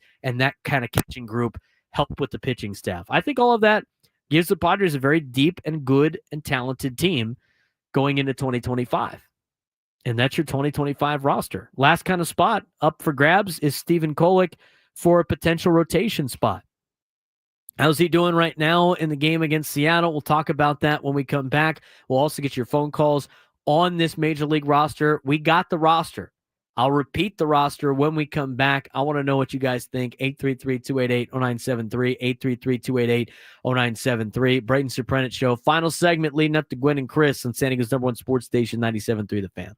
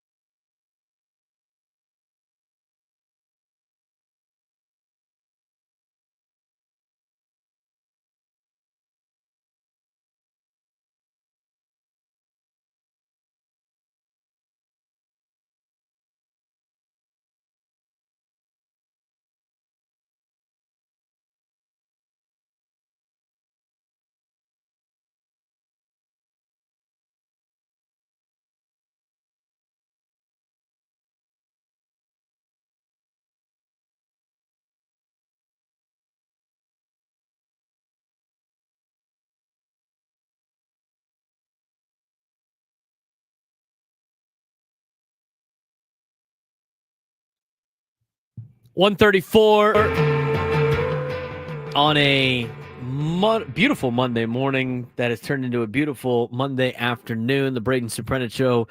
Final segment on San Diego's #1 sports station, 97.3 The Fan, leading up to Gwen and Chris coming up at 2 o'clock. Matt Scraby with the Matt Scraby Show coming up at 6 o'clock. Should be a fun time to finish up the day. Again, a lot to talk about with the Padres and their roster moves as we have pieced together what their opening day roster is probably going to look like. I mean, Mike Schilt answered a lot of those questions today in the media. We just played a lot of those sound clips, but it's interesting to see some of the teams that have, some of the players that have made the team. Yuli Gurriel on the roster for the Padres. Connor Joe is not. Other players that are on the team: José Iglesias, Gavin Sheets, Brandon Lockridge, Martín Maldonado. Players that are not: Luis Camposano, Eggy Rosario, Oscar Gonzalez, Connor Joe is mentioned. Tirso Ornelas, who got sent down to minor league camp over the weekend. I mean, interesting to see the way this thing played out. And we're going to talk a lot about it again tomorrow. We're going to continue the conversation about, the roster spots. We talked a little bit about the pitching staff, not a whole lot. Most of it was in the starting rotation, which has been our main focus with the pitching staff. They announced over the weekend that Dylan Cease would go game 2, which means it's King, then Cease, and then Pivetta, based on his time frame, will probably pitch on Sunday Night Baseball against Atlanta. So that's a game 4 starter, which means TBD for game 3 on Saturday, and then game 5 of the season, which would be game 1 against Cleveland next Monday. Right now, I'm thinking it's Hart game 3 Saturday and Vasquez game 5 or game 1 against Cleveland a week from today. That's how I see the starting rotation playing out. Now, Kolek is pitching right now for the Padres in their final game of spring training. And in this game of spring training, Kolek has gone through 5 innings and has allowed 2 earned runs on 5 hits, 4 walks, and 4 strikeouts. Is that a stat line that is good enough to make the opening day roster? I don't necessarily know if that's the case. I don't know what the Padres are looking for Kolek in his outing today.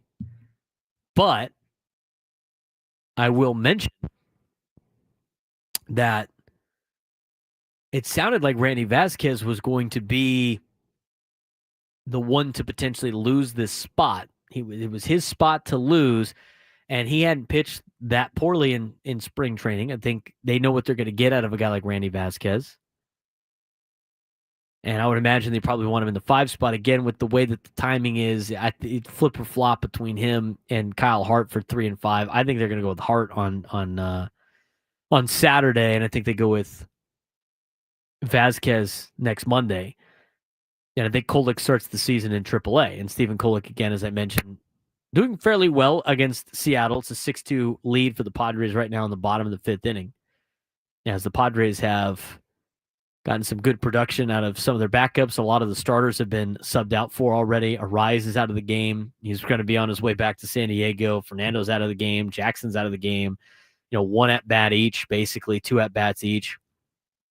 And that was kind of the deal for the Padres today. Machado's out. Cronenworth's out. I mean, everybody's out of the game already, including guys that have gotten in for the Padres that are bench players. They have already been exited out of the game. As pinch running right now is Jack Costello. Yuli Gurriel got a pinch hit opportunity. He went 1 for 1 in his opportunity today. Lockridge is already out of the game. I mean, everybody's out of the game except for Martín Maldonado, and he's 2 for 2 today. 2 for 2 with 2 runs scored and an RBI. How about that, Martín Maldonado?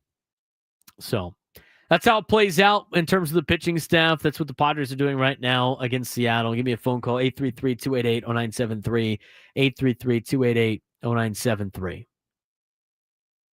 This weekend, with my birthday being on Thursday, usually what I do is, because around my birthday, it's never Padres baseball except for last year when they opened up the season early in the morning. against the Dodgers. My birthday is usually around the opening weekend of the NCAA tournament.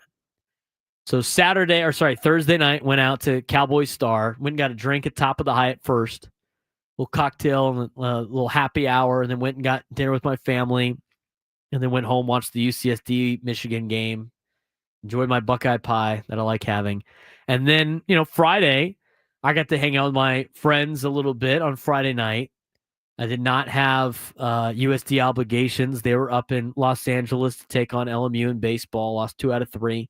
Ended up winning on that Saturday in a big fashion, but, couldn't get the 2 out of 3. So after being at Dave & Buster's, a big thanks to everybody that came out to Dave & Buster's, by the way, for all shows. I saw, Matt Scraby had a great contingent with the Scrabinators. They took a picture after. Super cool. I think they went out after with with the group, kind of little group outing for the Scrabinators. But Friday night, went out and went to a couple of bars to watch the NCAA tournament. And that's usually what I do. And my buddies are really into college basketball, and it's always a fun time. So we went down to Tavern in PB, and it ended up being like an Arizona bar, which is okay for me because as an Arizona fan, I blended in nicely. And I watched Arizona absolutely destroy Akron in a basketball game. And then from there, we watched a couple other games, and it started to Friday was the first day I got to actually sit down and watch after my show and not try to peek up while the show was going on. I mean, with its time slot, it's hard to, dive into a basketball game and host a talk show. But as Friday night played out, we started in PB and then went over to Mavericks after, and then there was not a lot of good games on. I mean, there were a lot of blowouts, and a lot of the blowouts were between Power 5 schools, Power 4 schools, and mid-majors. And the Power 4 schools, I mean, they had just wiped the floor with the mid-majors. And a couple of mid-majors competed, right? UCSD made it a 3-point game. New Mexico, I thought, was very valiant in their effort last night against Michigan State. And, you can say what you want about, I mean, not all of them were blowouts, but there was a lot of blowouts. There was not a lot of good basketball games. After I hyped up for 2 straight days how it's the best event in sports, it just Friday night just did not have a lot of good games. And so from there we went on and went to a couple other places in North Park, which is where we usually hang out. And that was that. And again, by the time we got to Mavericks and PB, it was there's nothing on in terms of a good game. So then we go out to North Park, and there's not a lot of games on at that point. And then the next thing was like, well, we don't have work on Sunday. Let's go out Saturday afternoon, beautiful day, and let's go watch some games. And so we did the same thing again on Saturday. And on Saturday, we watched some games at Fair Play, which is a good spot to watch sports. It had soccer on in the back, and then they had all the March Madness games on at Fair Play, and it's just the same thing. Gonzaga made it close against Houston, but aside from that, there wasn't a lot of good games. I mean, Tennessee wiped the floor with UCLA, and you look at some of the other matchups you're trying to lock into, and it wasn't that great of a viewing experience. And it was the same thing again yesterday on Sunday.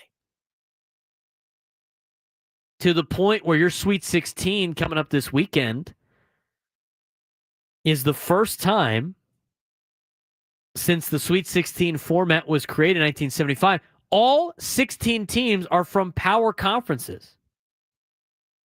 You had arguably the most boring first 2 rounds of the NCAA tournament. Barely any upsets, lots of blowouts, no Cinderella stories of the Sweet 16, and just one last-second game winner in which Maryland beat Colorado State, which could have been the lone non-Power 4 school to make the Sweet 16. Sweet 16 by conference. 7 schools from the SEC are in the Sweet 16. 4 from the Big 12, 4 from the Big 10, and 1 from the ACC. It is the first time in the 47 years since the FBS was formed, the entire Sweet 16 will be strictly FBS schools. Now, the FBS was formed as Division 1A or Division 1AA, whatever it is.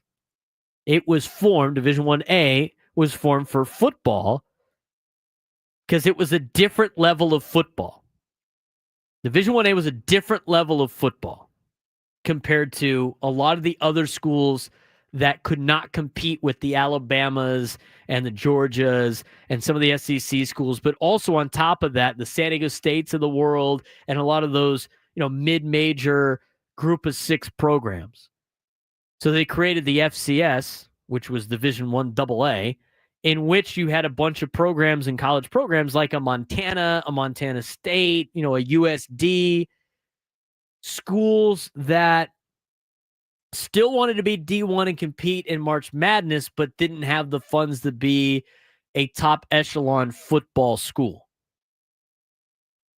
So since they created that split, this was the first time that only the top money spending in a football program schools strictly made the Sweet 16, which is pretty remarkable, to be honest with you. Previous record for the fewest conferences represented in the Sweet 16 was 7. We have 4. But only 4 conferences are represented in this year's Sweet 16, SEC, Big 10, Big 12, and ACC. And by the way, if it wasn't for Duke, the ACC wouldn't be in this conversation at all anyway. You would only have 3 conferences represented. And of course, the records for most leagues represented in the Sweet 16 was 11, and that's been done 3 times. The most recent was 2023. So what am I getting at here? I thought this weekend was the first time that you got to see the major difference in pure physique between Power 4 schools players and mid-major schools players. I mean, there was a noticeable difference. We could talk about the Aztecs as much as we want and how it was an embarrassing loss against North Carolina, which I think it was. I think it still is. But if you look at San Diego State's players and you compare those guys to San Diego's to North Carolina and all these top Power 4 programs, those Power 4 programs have guys that are way bigger than the Aztecs' best players. They're more built, they're bigger, they're stronger, they're faster. It's just it just looks like a different level of basketball. And you see the same thing with the other 2 schools in town. Now, USD didn't make the tournament. UCSD did. I thought they went toe-to-toe with Michigan as long as they could. But they had a bunch of old players on their team, which is definitely going to be something of the past. Michigan had just bigger dudes than UCSD did. And you start looking at all the teams across the board. The Power 4 schools had guys bigger, faster, stronger than the mid-majors. Not only that, the biggest takeaway all the time, and the biggest reason why mid-major programs would make Cinderella runs and would go show that they could compete at a high level was usually the Power 4 schools had these bigger, faster, stronger, more athletic players, but they were all freshmen. And the schools like George Mason that's made a Final Four run, and the schools like San Diego State that's made a Final Four run, and, you could list as many Cinderella stories as you would, like Butler, even though they consider the Big East a power program. All the Gonzagas of the world. The mid-majors have always had experienced players. They might not be the most athletic, but they were older, and they, and with that became, that veteran presence at the college level that we talked about for Major League Baseball. But now you're not going to get that because all of these Power 4 schools with NIL can go and pluck all the best players from mid-major programs. You already saw with Boyd leaving in the portal. I mean, Boyd's gone. Unless you could convince him to come back. After he flat out told everybody, it's like, we'll be back. Who's we exactly? Are you going to be back with another team? Or are you talking about the Aztecs? Like you're going to be back with the Aztecs? I think he's talking about another team, obviously. He's in the portal. And the portal started today. And unless you could bring back Guath and you can bring back Bird, if you're San Diego State, it's time to start over again. And why is that? I mean, it's hard for these guys. It's hard to compete with some of these players, or should I say some of these programs that have it seems like endless wealth for NIL when they can leave after 1-year deals. I mean, the portal opened today. Why is the portal even opening in the middle of the NCAA tournament? I mean, there's no rules right now. There's no regulations. And it's only going to get worse. It's only going to get worse. Lobos are out. Abraham, you missed the game last night? They're out. Here's what you got to know about the Mountain West. And this is bad news for the Aztecs. It's bad news for the Tritons. It's bad news for the Toreros with the way this is shaking out. I think it's bad news for the NCAA tournament in general. I mean, this is what the powers to be want. They want all the Power 4 schools to make all the money. They want to expand the tournament to get more Power 4 schools in the NCAA tournament. I think it's going to kill this thing. But this is why you should be worried if you're San Diego State, UCSD, or USD. With Colorado State and New Mexico getting knocked out last night, Mountain West goes another year without reaching the Sweet 16. In the 13 tournaments since BYU and Utah left, 40 Mountain West teams have made the NCAA tournament. Only 4 have reached the Sweet 16. Nevada once and San Diego State 3 times. I mean, I don't know how you're going to compete with keeping these kids. I don't know how you're going to compete with getting kids to go to your school. I don't know how you're going to be able to do that when the way everything is built right now is for the top programs to be the major leagues and the mid-majors to be the minor league farm system of these big schools. I think that's terrible. I think that's terrible for the state of college athletics. I mean, go through everything with college athletics right now in these power conferences. That's why I was preaching, and I mean preaching, that San Diego State, in order to survive, needed to find a way into a power conference regardless of what their payout was going to be, because if they didn't, they were going to get left behind. Are you telling me guys aren't going to leave San Diego State because they're in the Pac-12 coming up? So you're telling me like coaches aren't going to leave to greener pastures? I mean, think about the support that these big schools are giving their staffs. Go out there and get whoever they want, whenever they want.